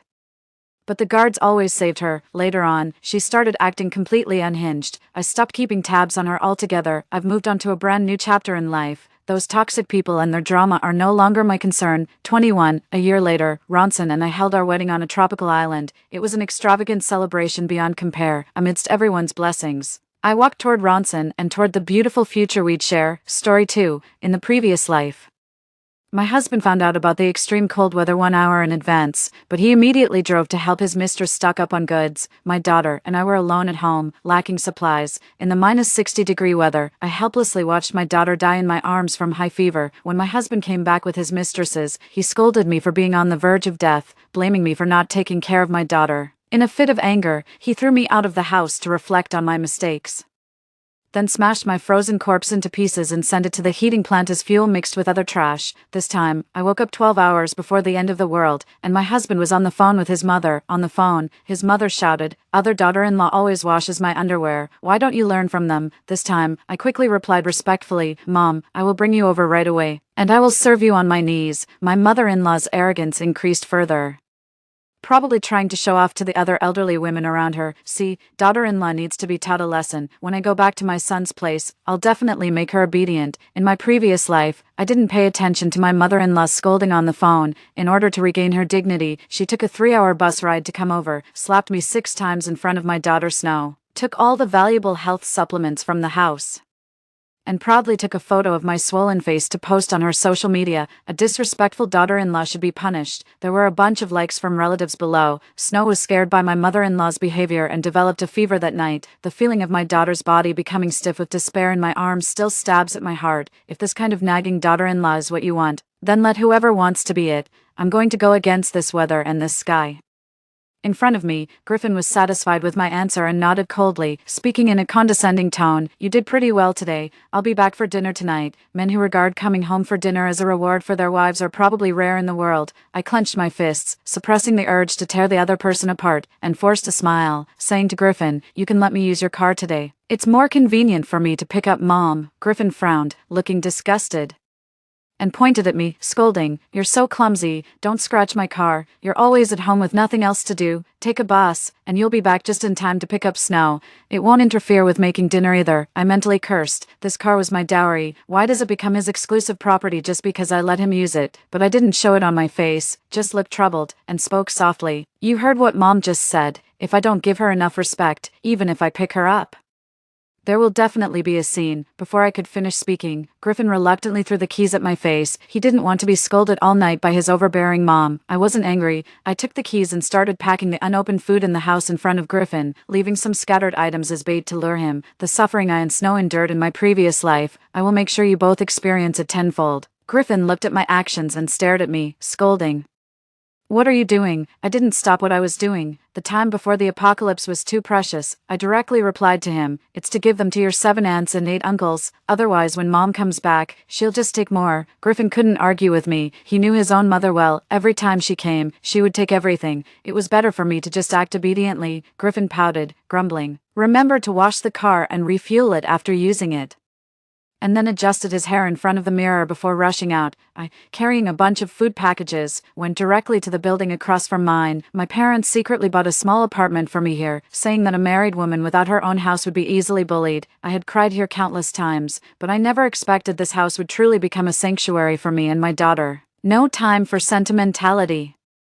I quickly took out my phone to contact the construction workers and ordered daily necessities through the food delivery platform. In my previous life, food was scarce at home, but I had the habit of rescuing stray dogs. I survived almost a month by relying on stored dog food and ice, and finally, power and transportation were partially restored. I thought I would be rescued, but instead, Thorn, who came with Griffin, kicked me while I was barely alive and said with a pout, Griffin, are you still thinking of keeping this useless person? Then I'll just leave. When Griffin heard this, he immediately threw me out of the house like garbage without saying a word. In the freezing cold, I could only crouch on the ground, hugging myself, and desperately beat the frozen iron door, begging them to let me in, but I got no response. In the end, my blood froze to the door, and I died still maintaining the posture of beating the door. When they opened the door and saw my corpse, they covered their noses and exclaimed in disgust. Griffin's voice was even colder and more heartless. I should have thrown her away a long time ago. Right now, I had just finished explaining the house's anti-theft and insulation requirements to the renovation worker when I got a call from my mother-in-law. Where have you been? Were you crawling on the way? If you were in the countryside, you wouldn't even get fresh feces. I warn you, if you delay my meal, I will tear your mouth off. What I was thinking in my heart was, it's simple to want to eat that thing. You will have to try it in a few days. But I spoke into the phone in a soft and gentle voice. You need to wash the car clean before coming to pick you up, so that you can have a good face. I will buy you a big portion of pork leg rice now. And make your stomach full of oil. When Grandma heard that it was a small car coming to pick her up, and there would be meat to eat, she made a sound. You are still good at handling things. I won't argue with you. Come pick me up quickly. After hanging up the phone with Grandma, the boxes of warm packs, self-heating hot pots, pre-made meals, and bottled water from the delivery also arrived one after another. In the post-apocalyptic world, where could you still be picky about freshness and nutrition? Survival is the first priority. I looked again at the high-end nutritional products I brought from there, and it should be enough to survive for a month. Considering that my daughter died of a high fever in the previous life, I quickly ordered all the medicines I could buy. I also purchased some solar power panels at a high price through friends, and instructed the workers to install them properly. There are still some things to buy at the market. I mentally listed the items while grabbing my keys and went out to pick up my mother-in-law. After all, that scene on the other side still needs her to play her part. There are still 8 hours before the temperature drops sharply. I opened the community owner group and sent a message using a secondary account. The recent temperature is very abnormal. I saw some people starting to stock up on supplies again. The reason I took on this role is because I believe saving one person is better than none. Most importantly, I want the fact that Griffin found out about the information beforehand to be meaningless. Who are you? Spreading rumors is illegal. My mother-in-law still hasn't finished the salt she stockpiled last time, and now you're back. But this winter is a bit abnormal. When has it ever gotten down to minus 10 degrees Celsius in our city? Maybe we should also buy a little bit, after all. It's inconvenient to go out when it's cold, so we might as well buy more at once. Seeing that everyone had reacted, I felt relieved and drove to my mother-in-law's house. My mother-in-law looked at me with her hands in her sleeves, making a sour face. I never wanted to see you. You're so thin. You don't look like the type to give birth to a boy. You're not good at taking care of people, always looking so cold and distant. Who do you think you're showing that face to? I put on a flattering face in front of her sisters, took off the gold-plated bracelet I had just bought for 9 yuan and put it on her wrist. Mom, I was once ungrateful. From now on, I will treat you like an ancestor. I have discussed with Griffin. We will let you live in the master bedroom. Don't come back during the spring festival. Spend it with us together. My mother-in-law immediately smiled and winked at her sisters, satisfied, and got into the car with me. All the way, my mother-in-law kept talking non-stop. scolding me from my hair to my heels. Instead of wasting time on your appearance, you should focus on having another son. Don't think you're anything special. Once you're in Griffin's family, you have to follow my rules. I nodded in agreement, while secretly hoping that the rules would be as strict as possible. After dropping off my mother-in-law, I directly threw her several cloth bags onto the master bedroom bed, placed the remaining food in the house on the coffee table, politely asked her to sit on the sofa, and then mysteriously said, "Mom, I hid a few braised pork hocks under the liquor cabinet. Don't let anyone else eat them." After finishing all these tasks, I took out my phone and called Griffin, who obviously sounded very impatient on the other end. "Didn't I tell you not to call me when you have nothing to do? Can't you understand what I'm saying?" I suppressed my nausea and asked hesitantly, "Now everyone is talking about stockpiling for the end times. Should we buy some too?" Griffin's tone turned harsher. "You have no brain. How could you fall for this? Don't bother me anymore. Buy whatever you want." A woman's soft mocking laughter could be heard in the background. Then it was just a dialed tone. I looked at my mother-in-law sitting on the sofa eating happily, with sunflower seeds and chicken bones scattered all over, and I smiled slightly, waving a casual greeting before going to pick up Snow. I checked the time. There were still 5 hours until the end times, and Griffin wouldn't find out the news 4 hours later. At the kindergarten gate, I hugged Snow tightly, crying and kissing her repeatedly, causing my daughter to laugh happily, drawing curious glances from passers-by. In this life, I will definitely protect my beloved daughter well. With Snow in my arms, I went to several markets again, trying to stock up as much as possible according to the list, to avoid my child's emotional issues. I also spent some time going to a snack and toy store, watching Snow jump with joy, and I felt it was all worth it. After everything was done, I avoided the crowd and brought the newly bought items back to my small house in several batches. Then I cooked a big meal, turned on Snow's favorite cartoon, and enjoyed this wonderful moment with my daughter. Suddenly, the phone rang. I looked at it and saw it was 7 p.m. Griffin should know about the apocalypse by now. Griffin's voice on the phone was serious and anxious. "Dove, hurry and drive to the entrance of Hawaiian supermarket. I'll be waiting there." I sighed and said, pretending to be scared and helpless, "Honey, I'm sorry. I clumsily scratched the car, and it's now in the repair shop. I can't drive it." Griffin was stunned for a second on the phone. Then a torrent of curses came through. "You stupid woman. I'll deal with you when I get back." I timidly replied, "I was with Snow when I scratched the car. She was really scared, and I'm taking her to the hospital. I might come back late today." Another round of curses, then Griffin hung up the phone abruptly. I thought it was time to check how much my news that was leaked in advance had spread. I scrolled through Dwayne's local videos and saw many people mocking the elderly for buying excessive supplies. I couldn't help but let out a sneer. "Go ahead. I don't believe those dog-and-maid couple without a car can beat those seasoned egg-stealing old ladies." Sure enough, half an hour later, Griffin's call came again, his voice more anxious than before. "Dove, you said about stockpiling. Did you buy any?" I innocently replied, "No, you said not to buy. I thought we still had some food at home, so I listened to you and didn't go." Griffin cursed. "When did you ever listen to me like this before?" I heard a woman's voice on the other end of the phone, almost crying. "What should I do, Griffin? Will I starve by myself later?" Griffin's tone instantly softened, and he said to me, "I have a distant relative coming to visit me, and they're staying over tonight." Before he could finish, I couldn't help but cheerfully replied, "Great, Mom is at home. There's a hard dish I prepared for tonight, sure to make you two eat well." The apocalypse officially began. I excitedly turned on my phone, adjusted the video surveillance of the house across the street, opened a bag of chips, and sat cross-legged to slowly watch the showdown between the green tea woman and the wicked mother-in-law. "You fucking bitch. You even have the nerve to walk back into the house." In the scene, the mother-in-law was pulling Thorne's hair and pushing her head onto the sofa. The father-in-law had cheated and ran away. And the mother-in-law always strongly despises women like that. After beating Thorne, the mother-in-law wasn't satisfied and pointed at Griffin, scolding, "You're just like your damn father, always wanting more than what you have." Thorne's lipstick was smudged, her hair was a mess, and she was crying with a wet face, pleading to the mother-in-law, "Auntie, Griffin and I are true love, true love. He's just after your body, and you're just after his stupidity." Thorne's green tea act didn't work on the mother-in-law at all. She scolded while rolling up her sleeves, spitting in Thorne's face. Thorne kept making eye signals to Griffin, but Griffin didn't dare to move a muscle. At this moment, the temperature had dropped to -20°C, and the heating and air conditioning had little effect. The three people in the standoff all shivered at the same time. The mother-in-law didn't say a word and immediately tried to push Thorne out. When she heard Thorne shout, "I'm carrying Griffin's child. Do you want us both to die?" Indeed, the mother-in-law stopped instantly upon hearing her son's words. She turned to look at Griffin, and at this critical moment, Griffin could only nervously nod. The mother-in-law changed her expression instantly, smiling. "For her, whether it's a mistress or not, the third party is definitely not her. Morality and face mean nothing compared to the value of her grandson." The mother-in-law told Thorn to lie sideways on the sofa, smiling with a grotesque expression, and still couldn't help but mock me. Look at your butt. It's clearly made for giving birth to a son. Even if Dove comes back tonight, I'll let Griffin sleep with you. It's so cold. Don't let my grandson get frozen. I looked at the picture of the mother-in-law on my phone, feeling shocked. When it comes to her own life and death, is the grandson still that important?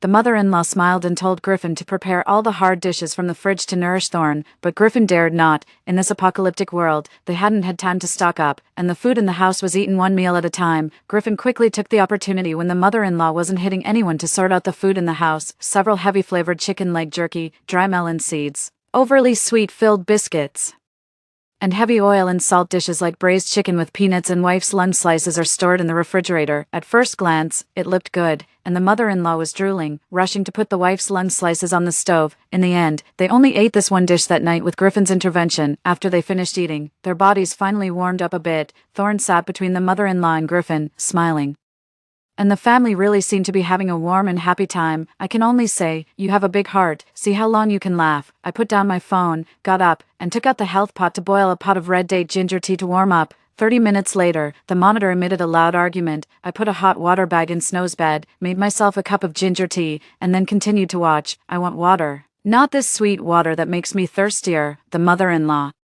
who had just been speaking politely, suddenly became wild and grabbed a bowl of milk tea and poured it over Thorn's head. Thorn was scared by the mother-in-law's unpredictable behavior and started crying. The sticky and sweet milk tea dripped from his wet hair, mixing with his tears, making him look extremely miserable. Thorn cried and reached for Griffin's hand, pouting and saying, "Griffin, Auntie seems to not like the milk tea I gave her. This is the only drink I have left, and I didn't even dare to drink it myself." Griffin's eyes still showed a bit of sympathy, but as soon as he met his mother's gaze, he immediately lost his courage, only able to complain weakly, "Mom, I don't know when the water pipe will thaw. The water at home is already so little, and you're wasting it. That's really not proper." Upon hearing this, the mother's eyes widened, and she shouted, "You and your wife eat well in the city, but when I come, the food is so stingy.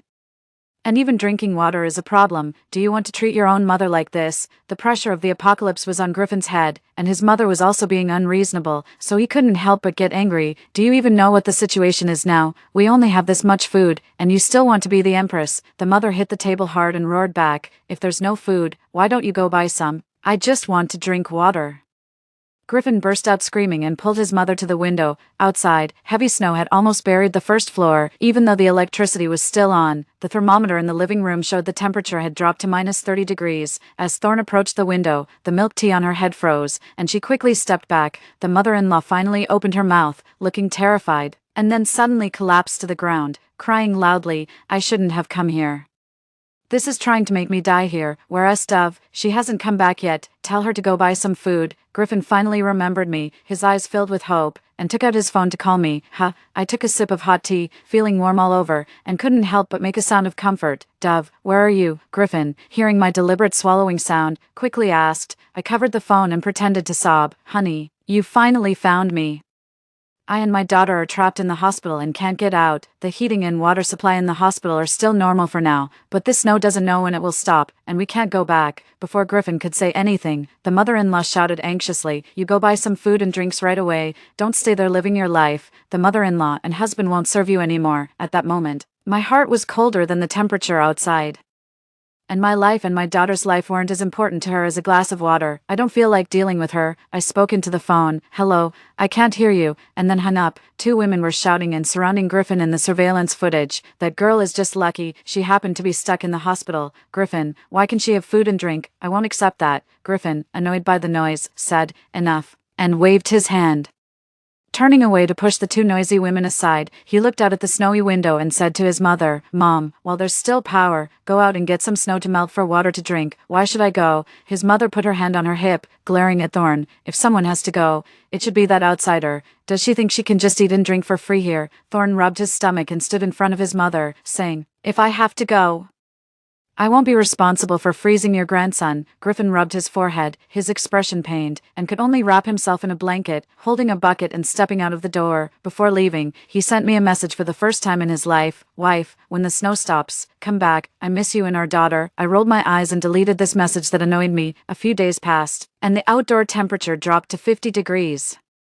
and the air conditioner outdoor unit had stopped working. Griffin, along with 3 others, sat together wrapped in blankets, looking listless, with thick ice on their eyelashes. The mother-in-law kicked Thorn viciously. "You, go out and find something to eat." Thorn pouted, looked away, and sat still. The mother-in-law got up and pulled Thorn's hair, while using the other hand to pinch her, muttering curses. "I know you only like to eat. Why don't you listen to me? Dev treats me like a grandpa.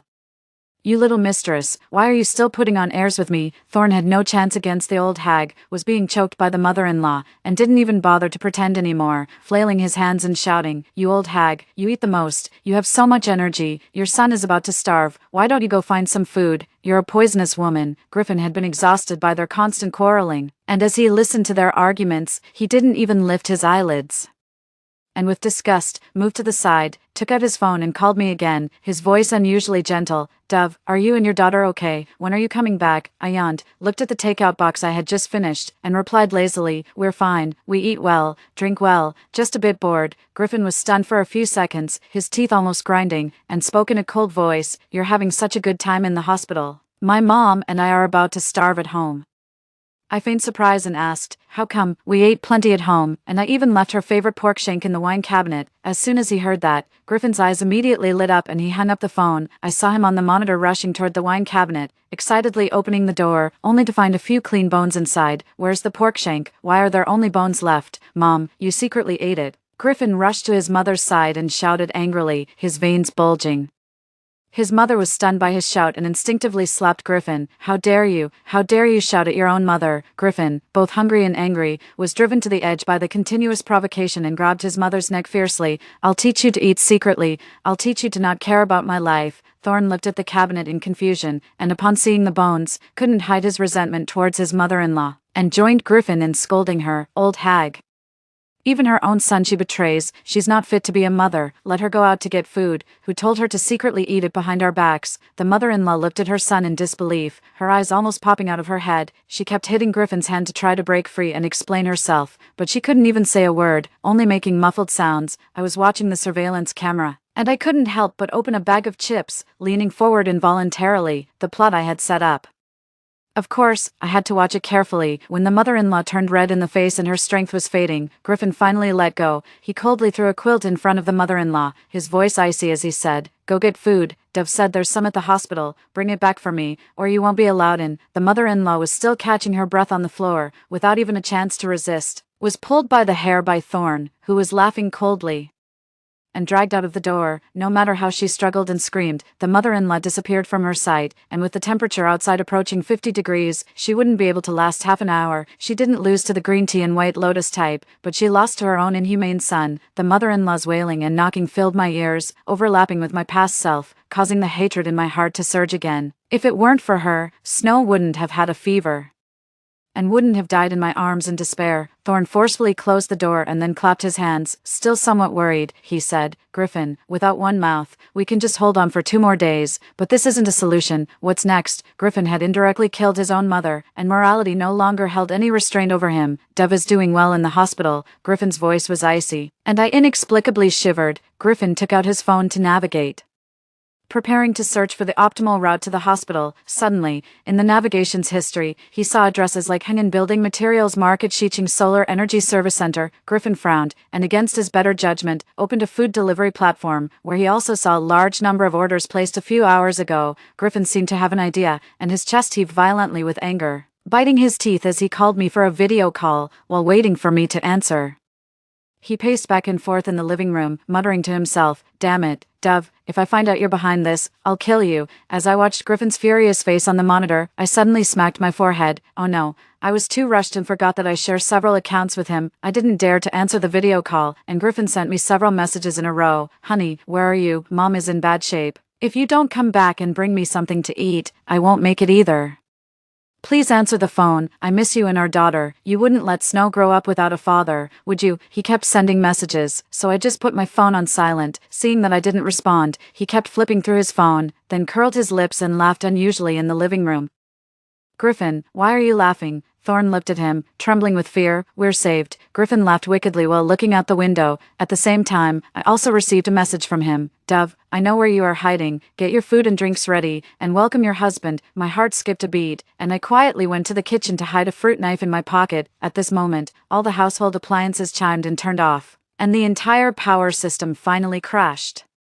Everyone in the community who was still alive was crying out in helplessness, accompanied by the howling north wind, making it especially bleak on this extremely cold snowy day. I couldn't check Griffin's location through the surveillance anymore, so I just held the cup and stood by the window to observe the outside. Sure enough, two black figures jumped out from the second-floor window of the opposite unit. It was obviously Griffin and his partner. Because they were dressed too thickly and moved quite clumsily, the snow was too deep. It was only a short distance of 10 meters, but now they were moving forward with great difficulty. When I saw them halfway, Griffin seemed to have his leg stuck in the snow and couldn't pull it out. Thorn slowly moved over and stretched out her hands, struggling to pull him out. She pulled too hard, and Griffin managed to get out, but Thorn fell to the ground immediately. Thorn reached out her hand to ask Griffin to pull her up, but Griffin looked fierce and, instead of helping, lifted his foot and stepped over Thorn's back. When Thorn fell face down, her face was full of fear. She didn't have time to react before she was stepped into the snow. I saw her struggling with her limbs, but Griffin didn't even look back. After 15 minutes, Griffin finally reached this unit, and Thorn, 5 meters away, was already motionless in the snow. A person who doesn't care about his wife and children, who abandoned his mother, how could Thorn have the confidence that he would take care of himself in a life-or-death moment? I looked on with a sneer, tightening my grip on the dagger. "Dove, open the door. It's Griffin." I was startled by the urgent knocking at the door, staring seriously at the entrance without saying a word. "Dove, I know you're in there. You must have stockpiled a lot of supplies. Open the door." Griffin's voice was approaching a plea. "Dove, please save me. I'm alone outside, hungry and cold. You don't want Snow to lose his father, do you? Snow, I'm your father. Open the door for your father." Griffin started to roar, his voice getting louder and louder, and Snow, who was playing with toys, timidly came over. "Mom, is it Dad outside?" Griffin heard Snow's voice, and his knocking on the door became more intense. "Snow, it's me. It's Daddy. Open the door." I pulled Snow close to me and crouched down to ask her gently, "Snow, do you want Daddy to come in?" Snow looked at me with wide eyes. I felt both nervous and guilty, thinking about how to explain to my daughter why I didn't save Daddy. Before Snow could say anything, Griffin shouted from outside, "Snow, you wanted to go to the amusement park, right? Let Daddy in, and I'll take you. I'll also buy you fried chicken." Snow, hearing this, suddenly became teary-eyed and cried in an aggrieved voice. "Daddy is a liar. I don't believe you. You always take Thorn to bully me. You eat the chicken skin, Thorn eats the meat, and I have to suck the remaining bones. If I don't suck them, you hit me." Snow's accusation pierced my heart like a sharp blade. The treasure in my hands was being insulted behind my back. My anger flared up, and through the door I shouted, "Griffin, you're not human. I will never let you in. You should die outside." Griffin's voice was full of panic. "No, Snow.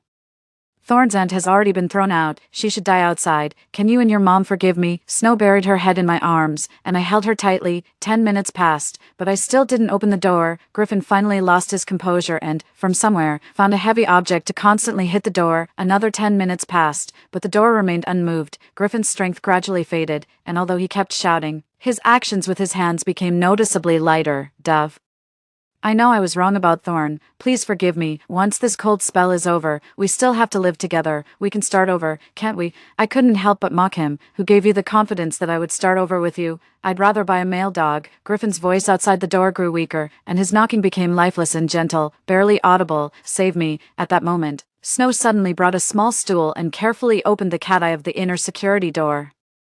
Snow actually slowly pushed a thin chicken bone out. With a sweet and cold voice, she said, "Eat it, Dad." Then she shot a small cup of milk out through the cat eye with a water gun. I quickly worriedly took Snow down and saw Griffin like a dog, licking the milk on the door. However, the temperature was too low, and as he licked, his tongue stuck to the iron door. Griffin painfully knocked on the door, only able to make helpless whining sounds. In order to survive, he cried with tears, using all his strength to pull his head back, tearing off 2 layers of skin from his tongue, and his mouth immediately started bleeding, crying out in pain. The pain also made him regain some consciousness. He swallowed his own blood and then started smashing the door with a heavy object. The security door started to shake, and outside, Griffin laughed maniacally. "Dove, when I get in, I'll kill you. I'll throw you down in front of Snow." I quickly covered Snow's ears and comforted her, telling her not to be afraid. that Mom was here. I looked around quickly and saw the water gun in Snow's hand, then suddenly ran towards the toilet. I took the suction pipe and the pressure pump and aimed them at the peephole. Snow, start the water. Cold water was sprayed outwards with pressure. It sprayed onto Griffin, immediately freezing him, causing him to throw away whatever he was holding and quickly move away from the water gun. He was completely soaked and had no strength left to struggle. All his energy was focused on resisting the cold. Griffin lay lifelessly outside the door, his back stuck to the iron door. He had no more strength to tear it open, and he looked down as if accepting his fate, waiting for death. Within 10 minutes, there was no sound left outside the door, but I didn't go to check. The extreme cold had not passed. Survival was still the top priority. A month and a half later, the temperature stabilized at -60 degrees. And transportation and electricity were finally partially restored. Under the unified notification of the rescue team, I and a few survivors slowly opened the door, and Griffin's body fell forward stiffly, with one of his hands still holding a chicken bone that had been gnawed to pieces. I calmly gathered the remaining supplies and followed the rescue team with Snow to the survivors' base. There, we began our new life. Story 2. When the zombie virus broke out, my boyfriend's family pushed me into a horde of zombies, where I was torn apart. After being reborn, my family and I hid away on a secluded island, starting a Robinson Crusoe-like existence. I enjoyed a hot pot while watching through the surveillance cameras how my boyfriend's family descended into a brutal fight for survival, digging their own graves, of course. Being the kind-hearted person I am, I left them plenty of food, canned herring, Bimania herbal tea, and fishy-smelling herbs that should keep them fed for many days. On the 10th day of the zombie siege, Calvin's mom made porridge that was way too thin, leaving me tossing and turning from hunger in the middle of the night. I tiptoed out of bed, gently pushing open my door, planning to sneak to the living room for some biscuits to appease my hunger. As I passed by the guest room, I noticed a light still on inside.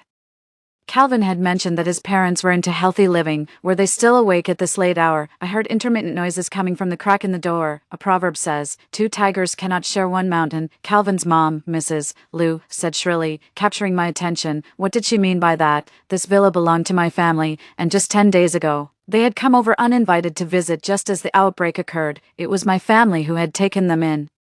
I clenched my fists in anger. Keep your voice down. It was Calvin's dad, David. I found a packet of rat poison. We'll put it in the porridge tomorrow. We won't drink it, but they will, and it'll kill them. Son, don't go soft on that girl. Calvin was there too. My heart tightened. He didn't say a word, which seemed like he agreed. To achieve great things, one must be ruthless, even towards their closest kin. My husband is truly a man of great ambition.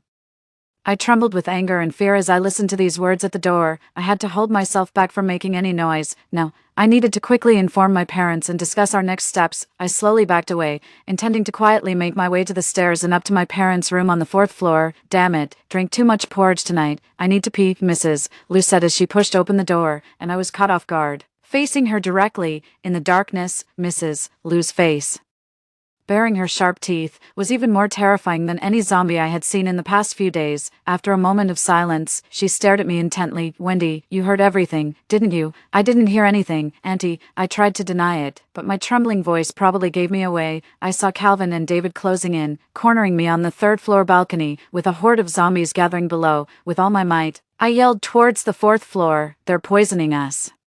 They're going to kill us." Calvin rushed over and covered my mouth. I could only mumble, and in desperation, I kicked over a flower pot on the balcony, hoping to alert my parents. Son, push her over. She definitely knows too much. Calvin hesitated as he looked down at the eager zombies below, but David was already pulling me towards the edge. I screamed for my parents as I fell from the 3rd floor, clutching desperately at the railing. The boy I had loved for 4 years, whom I once thought was everything to me, looked down at me coldly, prying my fingers loose one by one. As I hit the ground hard, intense pain shot through my limbs. My legs might have been broken, and as I struggled to get up, I couldn't move. I lay there listening to the hissing sounds of the approaching zombies. Please, don't come any closer. What could be more terrifying and despairing than knowing you're about to be devoured? The zombies slowly began to gather around me. They swarmed around me.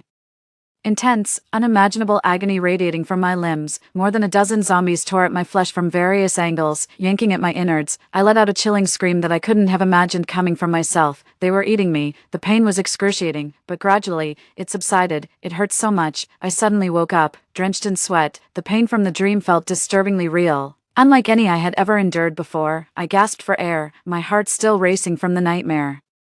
Only 50 meters to the destination. What's wrong, Wendy? I realized I was leaning on the passenger side of my compact car as Calvin parked it by the roadside. He turned to look at me with a concerned expression. It's time to get out. I looked at him, then carefully felt my hands, my legs, my body seemed intact, untouched. What's wrong? He reached out to touch my face, and I reflexively pulled away. What the heck? He frowned slightly. Today is the day we meet my parents. Don't be grumpy. Right, the date. I checked my phone, and indeed, today was January 4th. The zombie apocalypse was set to break out on January 14th, just 10 days away. Had I been reborn, I was numb, unable to accept it as I got out of the car. Calvin pulled me along as we walked toward his old apartment building, my mind spinning numbly. In my previous life, I actually hadn't met Calvin's parents as planned. Instead, on January 14th, his family had come directly to my house, originally. My parents didn't agree with me meeting Calvin's parents so soon, saying it wasn't the right time, so I had prepared gifts for Calvin to give them before heading straight home. This time, for some reason, my parents agreed to the meeting, leading to our drive to Calvin's place. I had fallen asleep in the car, and that's when I was reborn. If I had met them earlier, knowing what peculiar people they were, perhaps the later meetings wouldn't have happened. Still dazed, I inadvertently climbed 7 floors, and Calvin opened the door to his home. Mom, Dad, I'm back. The apartment was so small it took me aback. The narrow 2-bedroom felt smaller than my own room, difficult to navigate with a faint musty odor and walls covered in mold and grime. Calvin's mother, Mrs. Lou, sat on the sofa cracking sunflower seeds. She sized me up as I entered. You see people and don't even greet them. Typical of someone from a small household. Calvin quickly tried to smooth things over with 2 boxes of bird's nest I had bought. Mom, this is specially bought by Wendy. She spat out a shell, her expression softening slightly, then tilted her chin up and said, Hungry, let's have dinner. The narrow living room quickly filled with a foldable dining table covered with an old tablecloth, displaying a total of 3 dishes and 1 soup, braised chicken wings with only 3 pieces, stir-fried bok choy, scrambled eggs with tomatoes, and seaweed egg drop soup, all served in greasy iron dishes. Except for the stir-fried bok choy, it was clear that the other dishes were leftovers. Calvin's father, David, sauntered in leisurely. He wore an old-fashioned white shirt and old-fashioned glasses, carrying himself with an air of moral superiority and respectability. I stared blankly at all of this, my mind still not caught up, mechanically repeating to Calvin's father, You see people and don't even greet them, typical of someone from a small household. Lu Jinhua and David were taken aback by my comment, clearly not expecting such words from me. They paused awkwardly and then pretended not to hear. Calvin gestured for me to sit down. The small folding dining table already made it cramped for his family of 3, and with me, it was even more so. Lu Jinhua, trying to smile, ended up looking worse than if she had been crying. These are just simple home-cooked dishes, nothing fancy like what you have at your place. Calvin quickly tugged at his mother's sleeve. My dear son, Auntie Hazel's daughter just got back from the UK. Honestly, a family of their scholarly pedigree is more fitting for us. A suitable bride for our household, emphasized Lu Jinhua, stressing the words scholarly pedigree. I glanced at her and remained silent. Lu Jinhua must have thought I was an easy target as she looked at me contentedly and said, Wendy, although your family has some money, you are still just small-time merchants. As the saying goes, there's a hierarchy among scholars, farmers, artisans, and merchants for a reason. Our family comes from a line of officials, to be honest. Your family is really out of their league in trying to associate with us, David coughed smugly. If I remember correctly, Calvin's father only became a section chief in his 50s, and his mother has always been a housewife. I glanced at Calvin, whose face bore a striking resemblance to the celebrity Wu Fanfan. Yes, that face, combined with his tall stature and long legs, had once made me utterly infatuated due to my love for attractive faces, but it's not impossible to marry above your station. You're so thin, I don't even know if you can bear children. Try to have a son first. Lu Jinhua grew increasingly smug and couldn't stop herself. Also, since you're the only daughter in your family, doesn't that mean your family line is ending with you? When you get married, shouldn't all your family's wealth come with you? That villa of yours will be for me and his father to live in, and the 2 downtown apartments near good schools will be where you and Calvin live. But they must be in Calvin's name. That's the bare minimum. Mom, why bring this up the first time we meet? Let's eat. Calvin interjected. I couldn't help but continue the conversation. Oh, why should his name be added? Lu Jinhua's voice grew louder and sharper, clearly displeased. Wendy, don't be ungrateful. You're the only daughter in your family, and it's ending with you. Once you marry into our family, naturally everything should come with you. You should also learn to respect and care for your in-laws and manage the household. Watching her lips greasy from the food, lecturing me and then contentedly sucking on a chicken leg, I recalled her past life's attempt to poison my entire family and her pushing me off a balcony. The anger from 2 lifetimes surged within me. Oh, I guess I am that ungrateful. With that, I grabbed the tablecloth and flipped the table. Lu Jinhua was covered in food, dripping with sauce, screaming shrilly. David had a bunch of green vegetables stuck to his head, his face red with anger. I had already grabbed the bird's nest soup and other gifts I brought and swiftly ran out of Calvin's house. Everything went smoothly. I tossed the gifts back into the back seat of the car, which my parents had given me when I started working. Today, Calvin wanted to practice driving, so he had driven us here. I was starting the car when Calvin caught up to me. He'd been sitting next to me during the meal and hadn't been hit much, but there was still some oil on him. Holding back his anger, he knocked on my car window. "Wendy, what happened today? My mom might have been a bit harsh, but how could you react like that? Come back with me and apologize." I glanced at him, his face so handsome it was almost perfect, but now it just made me feel sick. I slightly rolled down the car window and said to him, "Let's break up." Then I slammed on the gas and sped away. Calvin, caught off guard, stumbled and nearly fell. In the rearview mirror, I saw him running, trying to catch up, but he soon became a small dot in the distance and then disappeared. As I drove, I pondered. There were only 10 days left before the zombie outbreak. 10 days were enough to accomplish a lot, like fortifying the villa, stocking up on weapons and food, and maybe even planting some vegetables and buying chickens. I had read quite a few articles on Jihu about stockpiling for a zombie apocalypse. What's the first step in stockpiling? Heading to the supermarket. I quickly navigated to the largest supermarket near my home, looking at the vast array of food, and remembering how hungry I felt in my dreams after days without food. I swallowed hard. First, I loaded several boxes of bottled water into my cart, followed by my favorite snacks: instant noodles, snail noodles, pasta, self-heating hot pots, chicken legs, beef, pork, and more. I swept them into the cart unapologetically until it was overflowing. Only then did I stop. I jogged to the cashier, paid with a scan, and pushed my cart to my car, carefully placing each item into the trunk. After unloading, I ran back to the supermarket and repeated the process several times until my car's trunk, back seat, and even the passenger seat were filled with food. Satisfied, I drove away. 10 minutes later, I parked in the garage at home and struggled to carry 2 bags inside. As soon as I opened the door, I shouted, "Mom, Dad, come help with the stuff in the car." "What did you buy? Why so much?" Mom asked suspiciously. I looked at her seriously, then at Dad, and decided to explain. "This might be hard to believe. Did you break up with that toady?" Both my parents exclaimed in surprise. They had always disdainfully referred to Calvin as toady, thinking he was reaching beyond his means. "Oh, that's news too, but there's something else." "That's great." Mom rubbed her hands together excitedly. "Let's set off some firecrackers to dispel the bad luck and make that toady hop as far away as he can." "Listen to me, we have something to tell you too," Dad interrupted, banging on the table. "You might find this hard to believe. Listen to me. In 10 days, the world will face a zombie outbreak," Dad blurted out before me. As I stood there, dumbfounded, he continued, "I've already been through it once. Last time, we even invited Toadie's family over. Your mom and I watched that old toad push you down the stairs. Somehow, I woke up. It felt like a dream, but here we are, back to this morning. So we need to prepare in advance and stay away from Toadie." Tears welled up in our eyes as we all said it together. "That's great you remember too," I said, nodding vigorously, my excitement making my tongue twist. On the way back, I already figured it out. First, we stock up on supplies from the supermarket. No, we order online. If anyone asks, we'll say we're starting a supermarket. Then we'll just stay in this villa, eat hot pot, and be merry even when the zombies come. Tomorrow, I'll order some seeds online. We can grow vegetables on the rooftop and even raise chickens." Mom and Dad, in unison, "Why not just go to the wholesale market?" Me, hesitating, "Dad, let's not just hide at home. When the apocalypse hits, people will come looking for supplies, and we could all get caught. Besides, our little garden is only a few square meters. What crops are we growing?" The rooster that crowed in the morning was swiftly taken away. Me, hesitantly, "After all this time, do you guys have any good ideas?" Mom, "Have you forgotten what your dad does? His company has been developing a new project recently. Have you heard about it?" At this, I put down what I was holding, took a sip of water, and asked, "What project?" Mom smiled mistily and pulled out a thick proposal, the cover emblazoned with the words, "Island Joy Project." The Island Joy Project is my father's company's latest development on a deserted island, ongoing for nearly a year. The project is located on an island about an hour's flight from City X, originally an undeveloped tiny island, covering an area of about 0.68 square kilometers.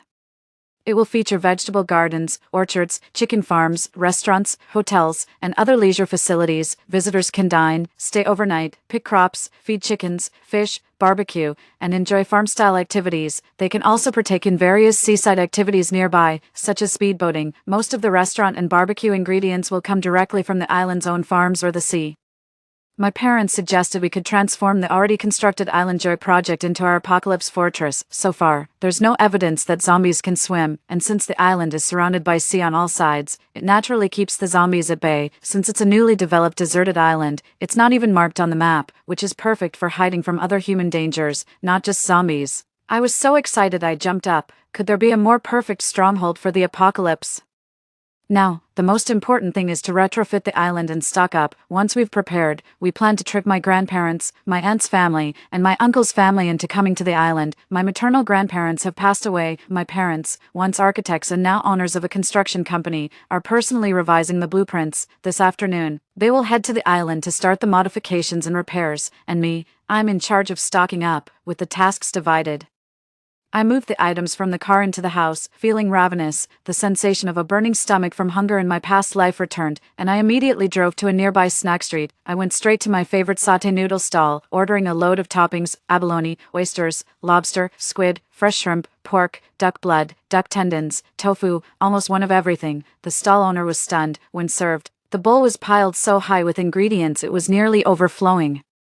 Full of aromatic spices and paired with a rich sauté soup base, I devoured the large bowl deliciously. Full and slightly drowsy, I stepped out for a latte, adding plenty of sugar and cream, and drank it with satisfaction. Truly sweet and delicious. Feeling full is truly wonderful. Then I drove to the wholesale market in the suburbs. The wholesale market was bustling with people loading up trucks with bulk purchases. No amount of shopping I did would draw attention. First on my mind was food.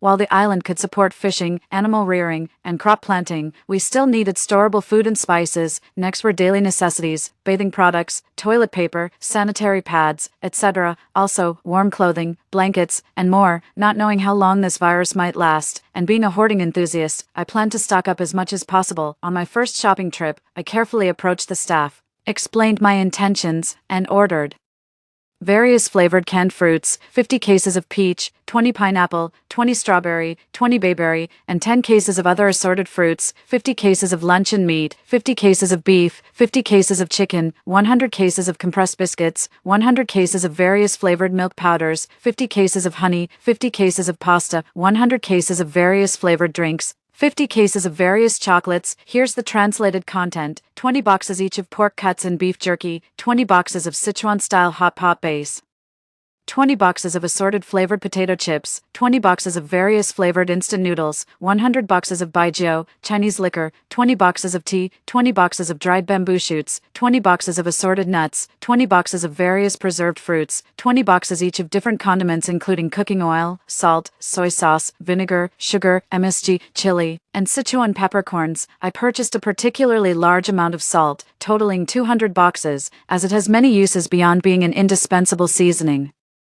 such as making saline solutions. 500 bags each of vacuum-packed rice and flour, household items, 100 boxes each of shampoo, shower gel, conditioner, toothbrushes, toothpaste, and soap, 500 boxes each of toilet paper and paper towels, 200 boxes of sanitary pads, 20 boxes of towels and bath towels, 100 sets of quilts and bedding sets, 200 sets each of various clothing items, socks, underwear, and bras in different sizes, 50 sets of kitchenware including pots, pans, and utensils. After placing the order, I instructed the staff to deliver the goods to the specified address on the morning of the third day, paid the deposit, left my phone number, and then drove off to the fresh market, being somewhat conservative in my purchases this time: 200 pounds of fish, 200 pounds each of pork, beef, and chicken, 100 whole chickens and ducks, 50 pounds each of easily storable vegetables like potatoes, Chinese cabbage, sweet potatoes, and cauliflower. I bought a few other types of vegetables in small quantities, all to be delivered to the specified address in 3 days. After a busy day, I refueled my car, devoured 2 hamburgers at McDonald's, and received a call from my parents, who mentioned they were busy renovating and refurbishing an island for the next few days and reminded me of a few things. By the time I finished, it was late, and the stores were closed, so I reluctantly ended my shopping spree and headed home. Once home,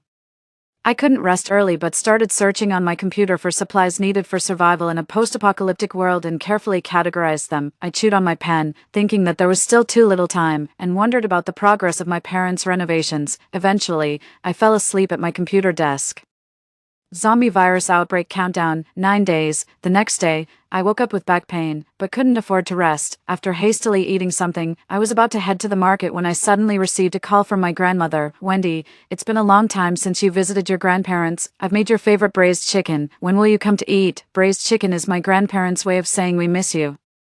Thinking of the last time when I couldn't contact my grandparents who were alone in their old house, my nose tingled with sadness. Grandma, this time, our whole family must be together. Recalling a recent family meeting discussing the terrifying rumors of zombies, something one wouldn't believe without experiencing it firsthand, I replied, Grandma, in a few days, my parents are planning to take you to the newest island resort. Wait for us to pick you up. I need to buy some equipment for the island in the next few days, and I'm heading to the market soon. The market, excited by a topic they were familiar with, my grandmother's voice rose. Your grandparents have been farming for decades. We can give you some advice. Unable to refuse Grandma and feeling their advice made sense, I drove to the suburbs in the afternoon to pick up my grandparents and then headed to the seed store. My grandparents, having farmed for decades and now growing things out of interest at home, were a wealth of knowledge on what crops to grow, which fertilizers to use, and the best seed varieties, making our seed shopping much more efficient. 10 packets each of seeds for onions, garlic, ginger, and cilantro, 10 packets each for various green vegetables like water spinach, sweet potato leaves, lettuce, baby bok choy, and Chinese cabbage, 10 packets each for commonly consumed vegetables like tomatoes, green beans, chilies, white radishes, carrots, eggplants, cauliflower, potatoes, and sweet potatoes, 10 packets each for fruits like strawberries, cherries, passion fruit, grapes, and dragon fruit, 100 saplings each for various fruit trees including peach, apple, bayberry, and mango trees. That's too much. Grandpa waved his hands disapprovingly. We can't plant all these in 10 seasons. Let's buy more next time, Grandpa. Transportation isn't convenient on the island. But the seeds are well preserved and can last for years, I said playfully. Grandpa didn't say much after that and continued to help me select seeds. It rains a lot on the island, so we can grow rice for 3 seasons. I then bought 500 packets of rice seeds, 100 packets of wheat seeds, and 100 packets of corn seeds, just as Dad had instructed. I also purchased 500 packets of fertilizer, 50 packets/cans of various nutrients needed for planting, and 500 cans of insecticide. Luckily, I had Grandpa and Grandma with me. They reminded me to buy 20 sets of farming tools and automated equipment. At noon, I took Grandpa and Grandma out for a light Cantonese tea meal, and in the afternoon, we continued our major shopping spree. We picked out 100 chicken chicks, 100 ducklings, 100 baby rabbits, 50 piglets, and 20 lambs, all carefully selected by Grandpa and Grandma. I also bought 100 packets of grass seeds for the rabbits, as well as wooden boards, fences, pig troughs, and chicken troughs from nearby stores. I arranged for everything to be delivered in 2 days. In the evening, we enjoyed braised chicken at Grandpa and Grandma's house. I held their hands and repeatedly asked them to join me on the island in 5 days. Before driving home, I also invited my aunt and uncle's family to spend the weekend on the island for some leisure time. Initially, my workaholic uncle refused, but eventually, my cousin persuaded him with her playful charms. 8 days until the zombie virus outbreak, Mom and Dad sent me a long list in the morning of additional items needed on the island. I first rushed to the electronics store to buy all the appliances listed by Dad, ordering dozens of air conditioners, refrigerators, large freezers, washing machines, and TVs, as well as 50 surveillance systems. Passing by a shop specializing in high-end telescopic equipment, I had a sudden inspiration and went in to order 10 high-magnification, high-definition telescopes with stands, arranging for delivery as usual. In the afternoon, I hurried to the construction materials market, where I bought all the items on Mom's list, including tempered glass, explosion-proof glass, timber, and electrical wiring. That evening, after downing a few cans of Red Bull, I visited 10 different pharmacies in turn, purchasing 50 boxes of each household medicine, including cold medicine, fever reducers, stomach medicine, anti-inflammatory drugs, blood pressure medication, emergency heart pills, vitamins, diarrhea medicine, and gauze, as well as 50 each of thermometers and blood pressure monitors. After parking the car in the garage and dragging 3 large bags of medicine into the house, I saw a familiar figure. Wasn't that my boyfriend? Oh no, my ex-boyfriend. His handsome face looked somewhat haggard, but his posture was still upright. The stubble on his face added a touch of rugged beauty. I swallowed hard, slapped myself, and couldn't help but compliment myself. This is the kind of face that a love-struck brain would adore. Wendy, I've given you a few days to think, Calvin said coldly. I was embarrassed to say that I had been so busy stocking up that I couldn't feel the pain of love. I replied coldly. I made it very clear. We've already broken up. I don't believe it. Calvin looked incredulous, then softened his tone. Because of my mom, right? She's blunt but kind-hearted, kinder than anyone. I was speechless and explained, "I've thought it over these past few days, and I really don't like you anymore." Calvin looked incredulous. As I walked past him, he seemed hesitant to follow, perhaps feeling his pride was hurt. At that moment, he saw the 3 large bags of medicine, and in shock, tremblingly pointed at me, saying, Wendy, I get it. You must have a terminal illness, and that's why you want to break up. You don't want to drag me down." I didn't have time to explain further, simply stating, "I'm not sick, let me explain again, I just don't like you anymore, we're not suitable, I want to break up with you." Calvin stopped me, his eyes brimming with emotion like a deer. Ugh, I used to think it was because he loved me, but now I realize he looks at braised pork with the same deep affection, it's just his nature. I pushed him aside and went straight into the house after swiping through the security behind me.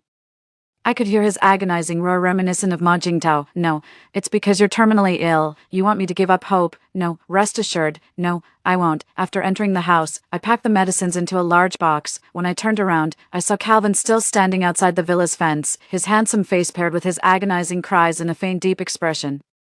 Looking like something out of an old Chimyo drama, I sighed and hurriedly activated the surveillance inside and outside the house, double-locked the door, still somewhat worried he might harm me. After all was set, I organized the list of purchases made over the past few days and sent a copy to my parents. I hadn't bought the weapons yet, but I decided to send a batch of goods to the island tomorrow. The zombie virus outbreak is T-7 days, this morning.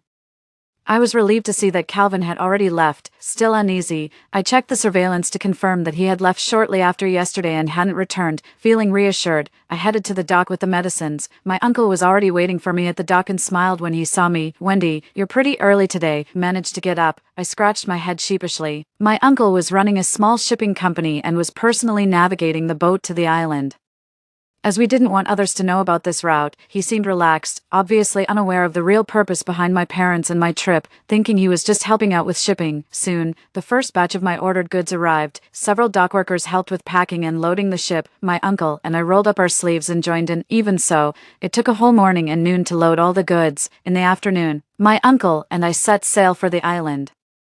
I sat next to him and learned how to steer the boat, even successfully navigating a short distance under his guidance. Eventually, we reached the island. Neither my uncle nor I had been to the island before. It was not very large, had lush vegetation, and the scenery was pleasant, quite a suitable place for a relaxing vacation. The weather was nice today, and our parents who came to meet us looked tanned and thinner, with dark circles under their eyes, indicating that they had been working hard these past few days to transform our living space into a doomsday fortress. I felt a pang of sympathy. Led by my parents, we walked through the dense woods, following a complex route, until we reached the green-painted, inconspicuous outer walls of the resort. "This vacation manor is really unnoticeable. You can't tell at first glance," my uncle remarked, unaware of the real reason. Of course, I couldn't tell him the true purpose.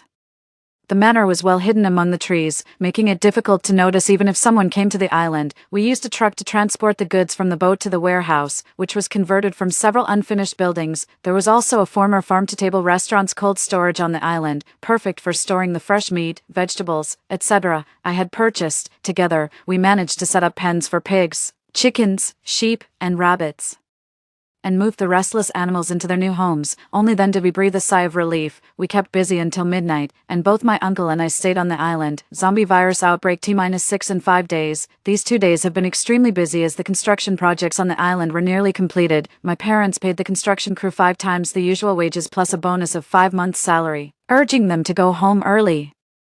They also fabricated a rumor that the epidemic would worsen in a few days, advising them to postpone looking for work, stock up on supplies, and take precautions. Many workers had their own farms back home and found the advice sensible. They returned to X City and booked tickets to go back to their hometowns. The construction team was contracted from outside the area, so it was good to let them go home early to reunite with their families.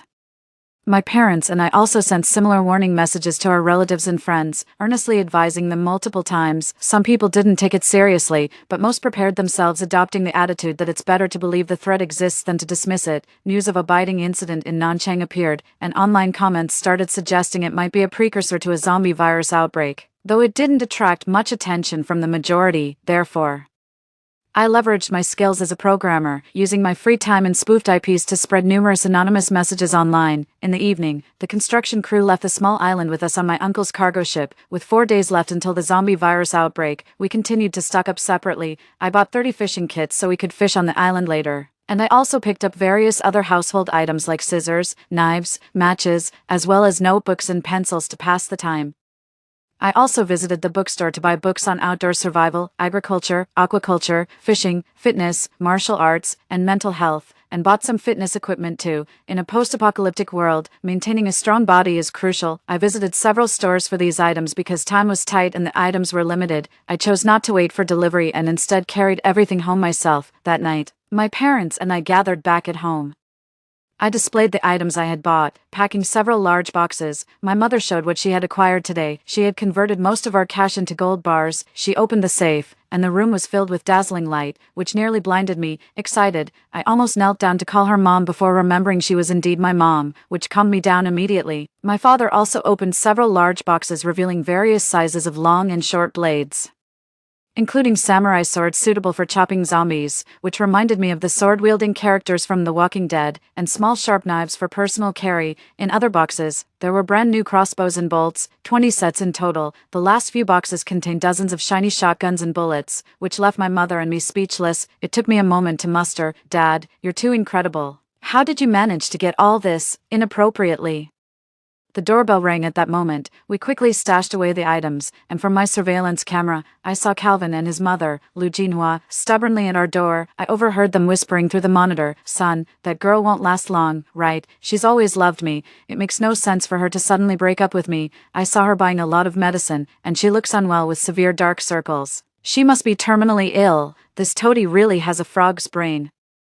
That's good for us. You should marry her quickly, have children, and since she won't live much longer, neither will her parents. Eventually, all their property will be ours. But she's ignoring me now. Just cajole her. A young girl will come around. I'll help you woo her. If she ignores us today, we'll come back tomorrow. We'll keep showing up every day." They seemed like wolves that had latched onto a piece of fat meat, unwilling to let go easily, not wanting them to discover what we were up to. I reluctantly opened the door. Lu Jinhua glanced enviously at the decorations in our small garden and tried to step inside, but I stopped her at the door. "Wendy, I may be sharp-tongued, but I have a soft heart. Those who know me understand that I'm truly a good person," she said. Calvin nodded incessantly beside her. I looked sadly at Calvin, then at Lu Jinhua, and humbly replied, "Auntie, I have my faults too."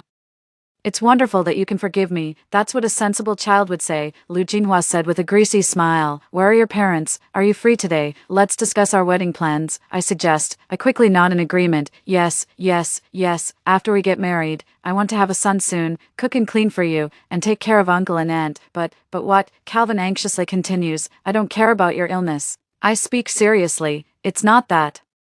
Getting married is a big deal. My parents suggest that you come to our house at 3 in the afternoon the day after tomorrow. They picked this auspicious time. Before then, we must not see each other, otherwise," I whisper mysteriously, "it will ruin the feng shui." Okay, we'll do as you say," Calvin and his mother say in unison. Calvin grabs my hand. "Wendy, accept my friend request on WeChat. You've blocked me." All right.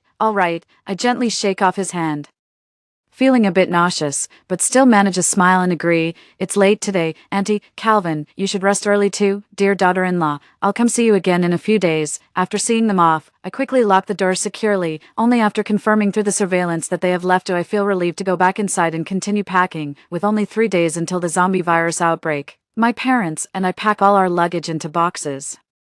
We also confirmed tomorrow's travel plans with my grandparents, aunt, and uncle's families. Although the island lacks nothing, I pack all the usable clothes and food. I also pack some valuable jewelry and other expensive items. No, the villa is empty except for some items I'm leaving behind. Items like canned sardines, by Maui snake grass water, fishy-smelling herbs, moldy fruits, rotten vegetables, and corroded pork. These are the foods I leave for Calvin and his family. 2 days until the zombie virus outbreak. Today is the day we agreed to head to the island, planning to arrive 2 days early to avoid any unexpected situations. However, unexpected incidents still occur. As my mom and I are loading the last of the luggage onto the truck, my dad runs in from outside, panicked. "Terrible news. The news reports that there are zombies biting people on the streets. Has the outbreak started earlier than expected?" My dad gestures broadly. "Let's go. Get in the car." I help my mom into the passenger seat, then prepare to get into the cargo area. My mom grabs me, and without regard for traffic rules, we squeeze together in the passenger seat. Fortunately, we're both quite slim. My dad skillfully steers the wheel as we head towards the dock. It's about a 20-minute drive from our home to the dock, passing through several bustling districts. I nervously watch out the window. The early part of our journey is still peaceful, with people laughing and chatting. including students and office workers. I rolled down the window slightly, about to remind them, but then I see a high school student suddenly curl up into a ball on the ground, convulsing. Within seconds, she springs up, her body contorting unnaturally, her face gruesomely twisted with blood-red veins bulging. Before I can react, she staggers back to her feet and, under the horrified gaze of onlookers, tackles a few fellow students walking together. People nearby scream and scatter. The speed and strength of the zombies are truly terrifying. Ordinary people stand no chance. My dad steps on the gas, accelerating forward. As my mom and I huddle together in the passenger seat, the car speeds along at over 100 kilometers per hour. Inside, the car is eerily silent. As we drive, it's like hell on earth outside, with dozens of zombies on the sidewalk nearby, continuously gnawing on people, tearing through the air, even through the car window. One could clearly hear the zombies screeching and the desperate screams of humans calling for help. I glanced at the GPS. We were just 10 minutes away from the dock. What would the situation be like there? Upon our frantic drive, we reached the dock which, fortunately, was not yet crowded. The boat lay quietly by the shore, with vague human figures inside, making us all a bit nervous. Dad drove the truck straight up to the cargo ship, then cautiously opened the door, whispering for us to follow him closely as we tiptoed towards the ship. I was so nervous I dared not breathe, observing the surroundings as I followed. The sight of my uncle's face instantly relaxed me, almost to the point of tears. Following him, I saw my aunt and uncle had already joined my grandparents in conversation. My cousins and their family were busy packing things. My cousin's parents had also come to take a break. They helped us move all the luggage onto the ship. Seeing our distracted expressions and inability to speak, they quickly asked what was wrong. Dad, without time to explain, urged, "Let's set sail now." The ship had just left the dock when we heard screams and cries for help. Looking towards the dock, we saw a group of people running towards us in panic, numbering in the hundreds. Behind them were several humanoid monsters, difficult to describe. You could tell from their appearance that they retained some human features. Unlike the zombies in The Walking Dead, perhaps because they had just turned, parts of the skin on their faces had peeled off, revealing a grotesque mix of bone and flesh, their bodies rigid like corpses, limbs bent in unnatural angles and intensity. One of them, with incredible leaping ability, jumped 3 or 4 meters high, landing on the nearest unfortunate souls, savagely biting down. I could even see blood and chunks of flesh flying. The bitten people let out hysterical screams. The screams were so piercing they didn't sound human, chilling anyone who heard them to the bone. The dock instantly turned into a living hell, with people's screams and the monster's shrieks merging together. This was the scene I had encountered before my rebirth, and I couldn't help but tremble, which my mother noticed and gently embraced me. Fortunately, as we moved further from the dock, the horrific scene shrank to a mirror. It felt like watching a movie.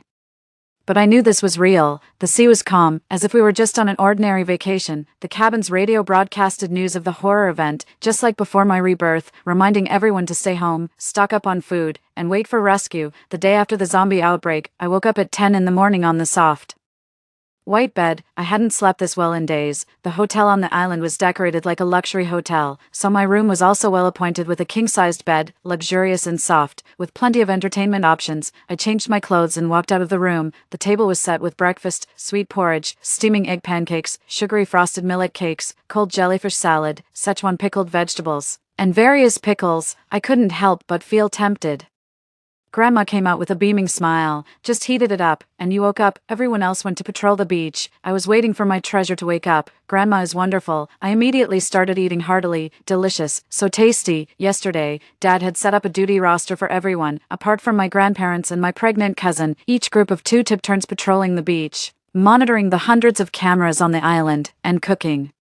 Others are free to move about as they please. I think this arrangement is quite reasonable. The weather in February is still a bit chilly. After eating, I washed the dishes and confidently went back to lie down in bed. Looking around at the luxurious decorations of the room, I thought to myself, this doesn't feel like the end of the world at all. It's so comfortable that I almost feel guilty thinking this. I also turned on the large TV and iPad in front of the window to check the surveillance around the island. There are surveillance cameras installed in various locations across the island, a total of 200, all cleverly disguised. They're painted green to blend in with the natural vegetation. I kept adjusting the cameras, continuously checking on them, until I saw something. Isn't that the camera near my family's villa? I don't live there anymore, so it's useless. I was just thinking about removing it, then I saw several sneaky figures appear at my house, and I took a closer look. It was my ex-boyfriend Toady and his family. "Oh my, that scared me to death," said Calvin in the surveillance, carrying a huge bag and holding a sharp knife, peeking around nervously. "Keep it down." David immediately stopped him. "Quick, ring the doorbell." I saw Calvin press the doorbell at my house. Then he moved his frog-like face close to the camera and made a supposedly cool noise. "Wendy, it's me, and my family. We've come to visit you and your parents." The doorbell immediately emitted a sharp sound, and they panicked like a pot of scalded frogs, frantically scrambling. "What do we do? What do we do?" From the surveillance, I saw they quickly caught the attention of some distant zombies. A few zombies began slowly walking towards them. Calvin was the first to react.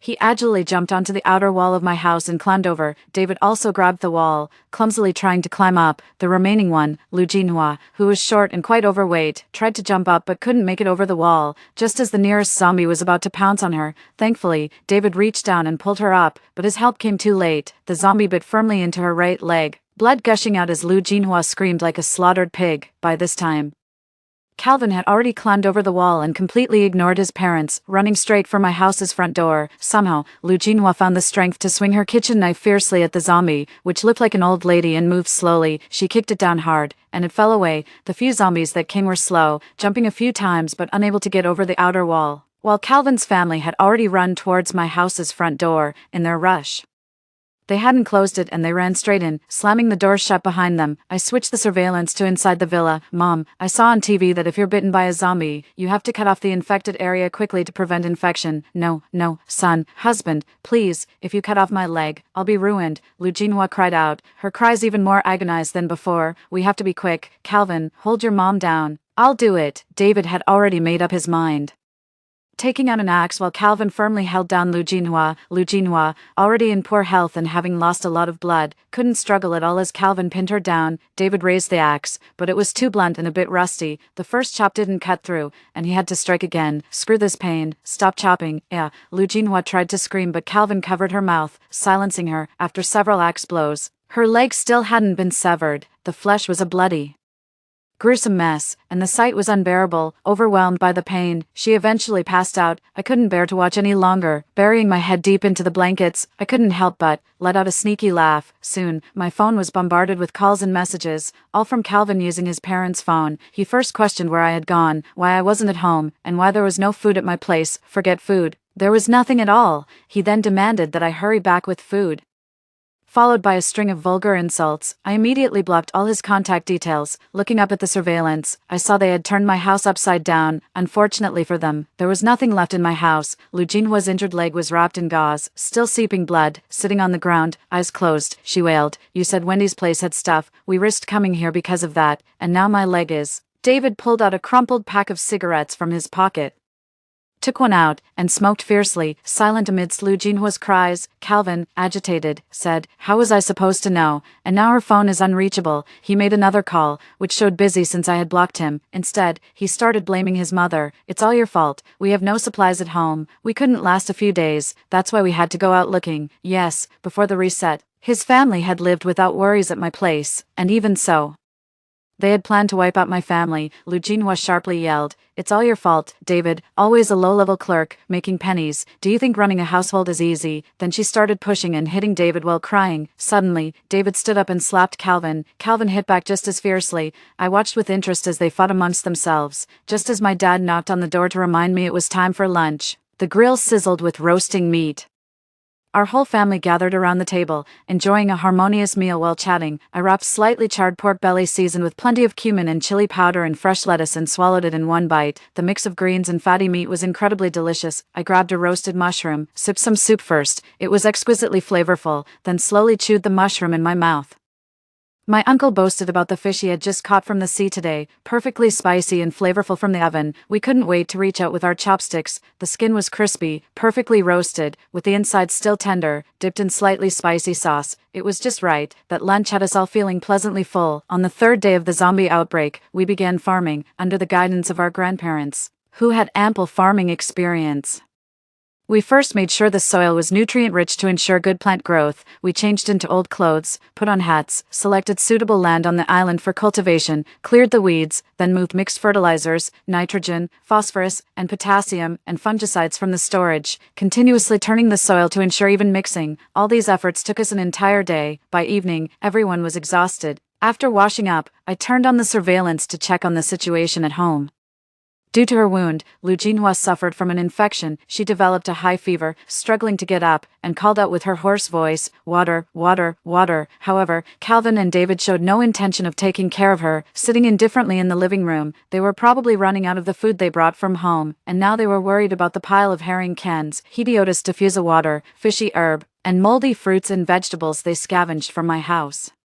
Calvin, pale from hunger, hesitated for a long time before tentatively opening a can of herring and sniffing it. He ended up running to the toilet to retch. He had always been a big eater and very picky. In school, he hardly ever ate in the cafeteria, dismissing the food as pig slop, and often insisted on eating out, of course, making me pay. Back then, I was really just a walking ATM, I sighed. After he finished retching in the bathroom, he returned to the living room, looked disdainfully at the can of herring, wanting to throw it away but not daring to. I thought it wouldn't be long before he would be willing to eat these things. He carefully took out half a loaf of bread from their suitcase, as if it were a treasure, carefully tore off a small piece, and ate it, even repeatedly licking his fingers afterward. I knew that eating made him even hungrier, but their dry food must be running out.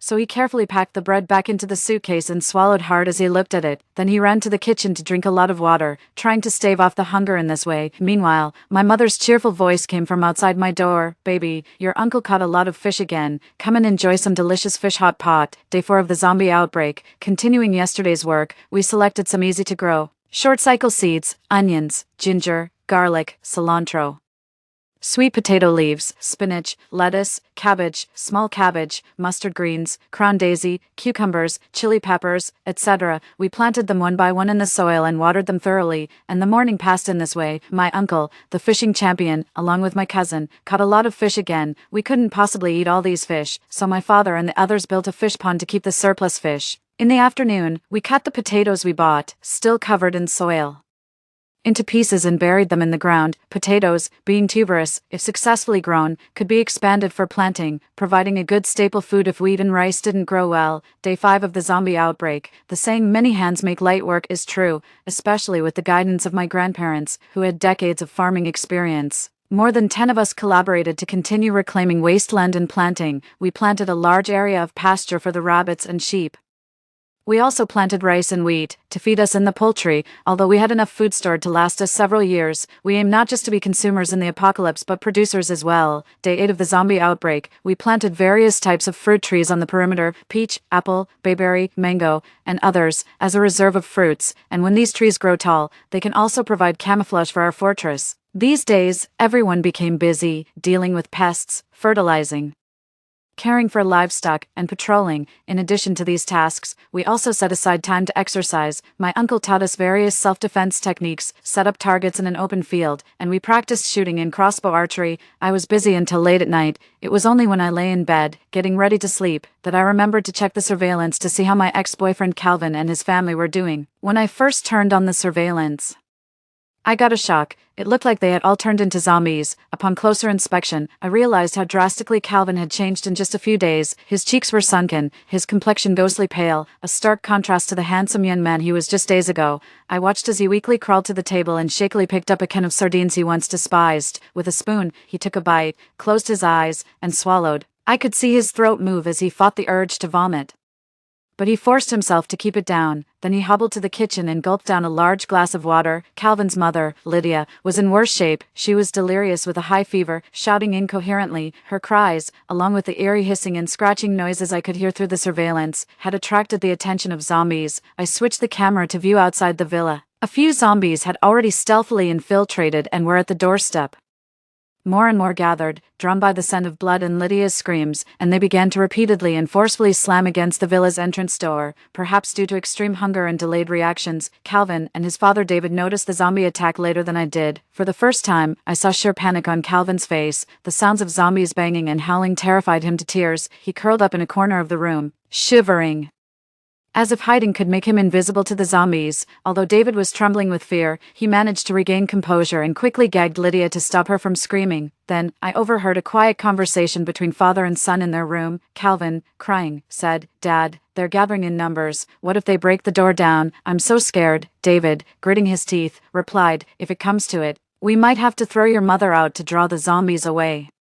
It looks like she's beyond help anyway. Calvin wiped his nose and added, but that might draw even more zombies. It would be better if Mom could run outside herself to lead them away. Hearing this, Lydia suddenly came to her senses, tore off the cloth from her mouth, and lunged at David, crying and hitting him. "You heartless beast, after decades of marriage, after all I've done for this family, this is how you treat me." David disdainfully pushed her away, letting her fall heavily to the ground. As the saying goes, a woman is like clothing, but preserving my son and my own lives to carry on our family line is what matters most. I recalled that before my rebirth, Lydia had once praised David as a man of great deeds. I wonder what she thinks now. Calvin also scolded, "Mom, just stop it." Knowing she was no match for the two, Lydia returned to the bed, no longer daring to cry out loud, only silently shedding tears. In reality, zombies are not that easily able to break through the security door of my house. It wasn't such an urgent situation, but their selfish nature had already made them desperate to sacrifice others to save themselves. Day 9 of the zombie outbreak. I woke up early to a refreshing sea breeze on the island, the air crisp and clean, carrying a hoe. I walked through the fields, feeling lighthearted. The seeds we had planted were already sprouting, the vegetables growing particularly fast, full of hope. These would not only serve as our food but also feed the chickens and pigs. The wheat was sprouting too, and the chicks and ducklings seemed to have grown a bit. Calvin discovered the surveillance camera I had installed in the living room, just as I was intently watching. He suddenly brought his face close to the camera lens, his gaunt, skeletal face looked terrifying, his protruding eyeballs pressing against the lens, chillingly staring as if he was staring right at me through the screen. "Wendy, are you watching me? Are you laughing at us?" Startled, I dropped my iPad onto the bed. "You did this on purpose. You knew something was going to happen, didn't you? You took everything. They left this pile of trash to starve us to death." He seemed to use up most of his strength saying this, panting like an old man. His eyes fiercely fixed on me. "Wait until I find where you are. I won't let you get away." After saying that, he slammed the monitor to the ground and vented his frustration by stomping on the camera. My iPad screen went black, and a sense of unease overwhelmed me. A typhoon arrived, causing the temperature to drop drastically. I've never remembered the South being this cold. My bed is next to the window, though it's still afternoon. The sky has completely darkened due to the dense clouds. Outside, the fierce wind and heavy rain violently beat against the windows, making a dull thump, thump, thump and hoo sound. Small trees were uprooted, swirling in the air. Dust flew everywhere as the typhoon roared chaotically, like hundreds of zombies shrieking, evoking a feeling of unrest and fear. We all put on down jackets, yet the cold felt bone-chilling. We had no choice but to huddle in our own beds, clutching our blankets. I found some heat packs I had stored earlier and distributed them to everyone. Once attached to our bodies, they immediately radiated warmth, which felt much better. The news also reported the typhoon, advising everyone to take precautions, block any typhoon-damaged doors and windows to prevent zombies from entering. It was indeed a case of misfortune not coming singly. The situation at Calvin's place was even worse. Living near the sea, his living room's large windows were completely shattered by the typhoon, allowing the rain and wind to rush in, adding insult to injury with the cold. Calvin wrapped himself in all the clothes and blankets he could find, yet he still shivered from the cold. As the typhoon wreaked havoc, the signal also became unstable. By nightfall, it got even colder. None of us wanted to leave our beds, but then Dad suggested, "Let's have hot pot, soon." A dual-sided hot pot was set up, with spicy hot pot base on the right and chicken soup on the left. Once it boiled, a steaming bowl of chicken soup made us feel a lot warmer. We then added frozen beef, pork, chicken, luncheon meat, sliced potatoes and sweet potatoes, fresh white radish and yam slices, and various greens into the spicy side. Enjoying a warm meal, I picked a piece of beef from the spicy side. It seemed there was a bit too much chili this time. After a few bites, I couldn't stop panting, my tongue numb. But I couldn't resist and took another piece. As I ate, my nose even began to sweat slightly. Finally, we cooked some wide noodles in the chicken soup. Each of us had a bowl, and I added some chili. It was so delicious, I couldn't help but have 2 bowls. We felt much warmer after eating and just sprawled on the sofa together. Still no signal. We watched Empresses in the Palace together, and despite the howling wind outside, it didn't feel cold inside at all. Day 20 of the zombie outbreak. Calvin's family disappeared. After the typhoon, the weather gradually warmed up, and the signal returned to normal. As I munched on crispy, spicy seaweed snacks, I turned on the surveillance to check and found the house empty and seemingly ransacked. A total mess. I felt very uneasy and quickly reviewed the surveillance footage from a few days back. Thankfully, the intermittent recordings also came through. The timestamp showed 2 days ago. After the typhoon, a gang of about a dozen strong Menacing men armed with clubs and knives stormed into my house. I recognized them from viral videos online. They were notorious for their brutal home invasions, murders, and rapes. They left a trail of destruction in their wake, prying open drawers and smashing glassware. Kneeling before these intruders were Calvin and David, weeping bitterly, pleading their innocence. "We really don't have anything. We aren't the owners here. We just came to take shelter after everything collapsed." Both were visibly injured, with Calvin looking worse, his face swollen and bloodied, missing a front tooth. Losing patience, one of the robbers kicked Calvin so hard that he curled up in pain on the floor, unable to rise. The screen then went black temporarily, and when the signal returned, it showed David repeatedly bowing and begging, "Please take us with you, we have nowhere else to go." Calvin, crying, joined in the pleading. The robbers appeared well-fed and equipped, each carrying long knives, clubs, and crossbows, a sign of their preparedness for the apocalypse. The leader, clad in leather, listened silently, desperate. David clung to his leg, pleading for mercy and even stooped to wiping his shoes with his sleeve. A whisper from an associate made the leader reluctantly nod, but he pointed at the frail Liu Jinhua and declared, "She can't come." Grateful, David, with a cold indifference, urged, "She'll only slow us down. Just leave her here to fend for herself." Calvin nodded in agreement, displaying a chilling lack of humanity. Hearing this, Jinhua tried to protest but could barely speak. With a sudden burst of energy, she lunged at David, who pushed her away so forcefully she crashed through the living room's glass door and fell outside. A loud thud followed by the excited shrieks of zombies signaled her grim fate. From my surveillance, I heard Jinhua's agonizing screams. She was being devoured just as I had been in my previous life. David and Calvin, seemingly distressed by the sounds, covered their ears. Their suffering was short-lived, however, as they soon gathered their belongings and left with the robbers, without any intention of retrieving Jinhua's body. Shaking my head, I doubted following the robbers was a wise choice.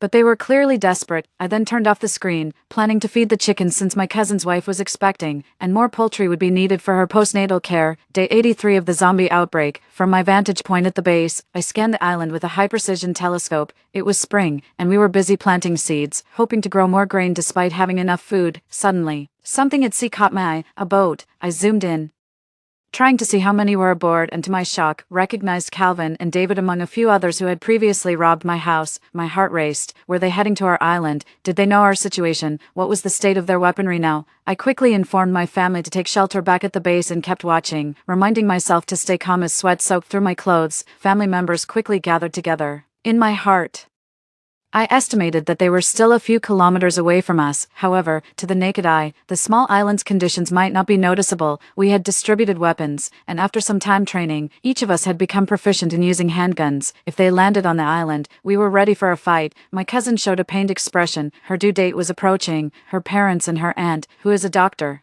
hurried to help her downstairs. We began to work together intensively, dividing tasks. Some were responsible for remote sniping, others took my cousin and our grandparents to the safety of the basement, while a few continued to observe through binoculars. Through the binoculars, I closely watched the small boat. Calvin seemed to be doing okay these past few months. He had gained weight and looked healthier, his lips red and teeth white, presenting a handsome appearance, though he seemed listless. David, accompanying him, seemed to respond to some call, stood up, walked to the cabin, and knelt down, massaging a gang member's back in a flattering manner. Another, more muscular man, who seemed to be a minor leader, got up and roughly grabbed Calvin, unbuttoning his pants as he directed him towards a small room in the boat. Calvin looked like a dead fish, suggesting such occurrences were frequent. Should we be watching this? I quickly glanced at my cousin, also on observation duty, intending to alert her to the inappropriate content. Instead, she spoke seriously. "Look, another ship is approaching." Indeed, not far from their boat, a luxurious cruise ship appeared, quite different from the cramped vessel. The people on the small boat quickly noticed the cruise ship, which seemed deserted and aimlessly drifting at sea. The cruise looked infinitely better than their crowded boat, and likely contained supplies left by previous occupants. The leader gathered everyone, apparently planning to send people to check it out.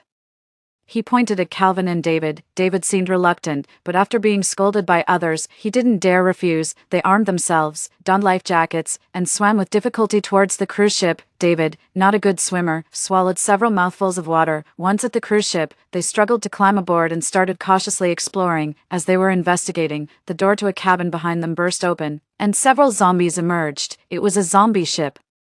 Despite being young, Calvin reacted quickly. He pushed David forward, using him as a shield against the zombies. David, caught off guard, was bitten harshly on the arm. He kicked away the zombie biting him, showing an expression of intense pain, clutching his bleeding arm as he staggered forward. Blood trailed behind him as more zombies chased after him from the cabin. In desperation, David called out to Calvin, seemingly pleading for help with the pursuing zombies. Calvin did not respond. He jumped off the cruise ship without looking back and swam toward the small boat. Zombies, deterred by water, did not follow. David attempted to run to the side of the ship, but it was too late. A zombie tackled him from behind. Using all his strength and his uninjured hand, he managed to kill the zombie with a dagger. However, another zombie bit his leg, and he could no longer free himself. Soon, more zombies swarmed over him, biting from all angles, pinning him down.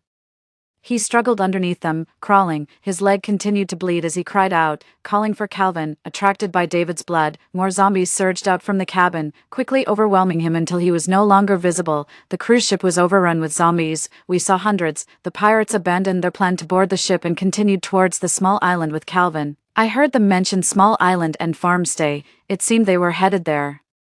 Calvin appeared unharmed, casually resting on the deck. However, I noticed a small scratch on his back from a zombie, which he concealed by wearing a jacket. As night fell, some slept in the cabin beds while others simply laid out on the deck. "Don't come over," I heard until the dim, early light of dawn around 5 or 6 a.m. Calvin huddled in a corner of the deck, shivering under a blanket. A bald man suddenly woke up, approached Calvin, and tried to pull him up for some work.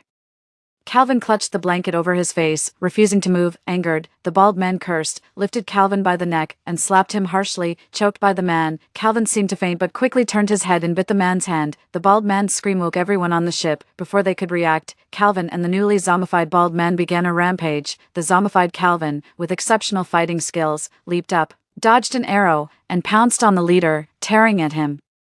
He then quickly turned to the leader's deputy, evaded an attack, and tackled him. The bald man, who had just been bitten, also turned his eyes blood-red and lunged at his comrades. The confined space of the ship, perhaps due to their robust bodies, accelerated their zombification, quickly turning into chaos. After a fierce battle, none survived, turning the ship into a vessel of zombies. On the island, we breathed a sigh of relief and informed our families to dismantle the arrangements. Gradually, we resumed our normal productive lives. My cousin also gave birth to a healthy nephew. The yield of rice and wheat was better than expected. We saved a portion and used the rest as seeds for the next planting. The hens hatched chicks, doubling our flock. The plump piglets also grew up. 508 days after the zombie outbreak, I walked along the beach with my nephew, occasionally pressing my cheek against his soft, chubby face, which he enjoyed, babbling happily in response. Suddenly, his little hand pointed towards the sea. Following his tiny finger, I saw, far off at sea, a large ship approaching.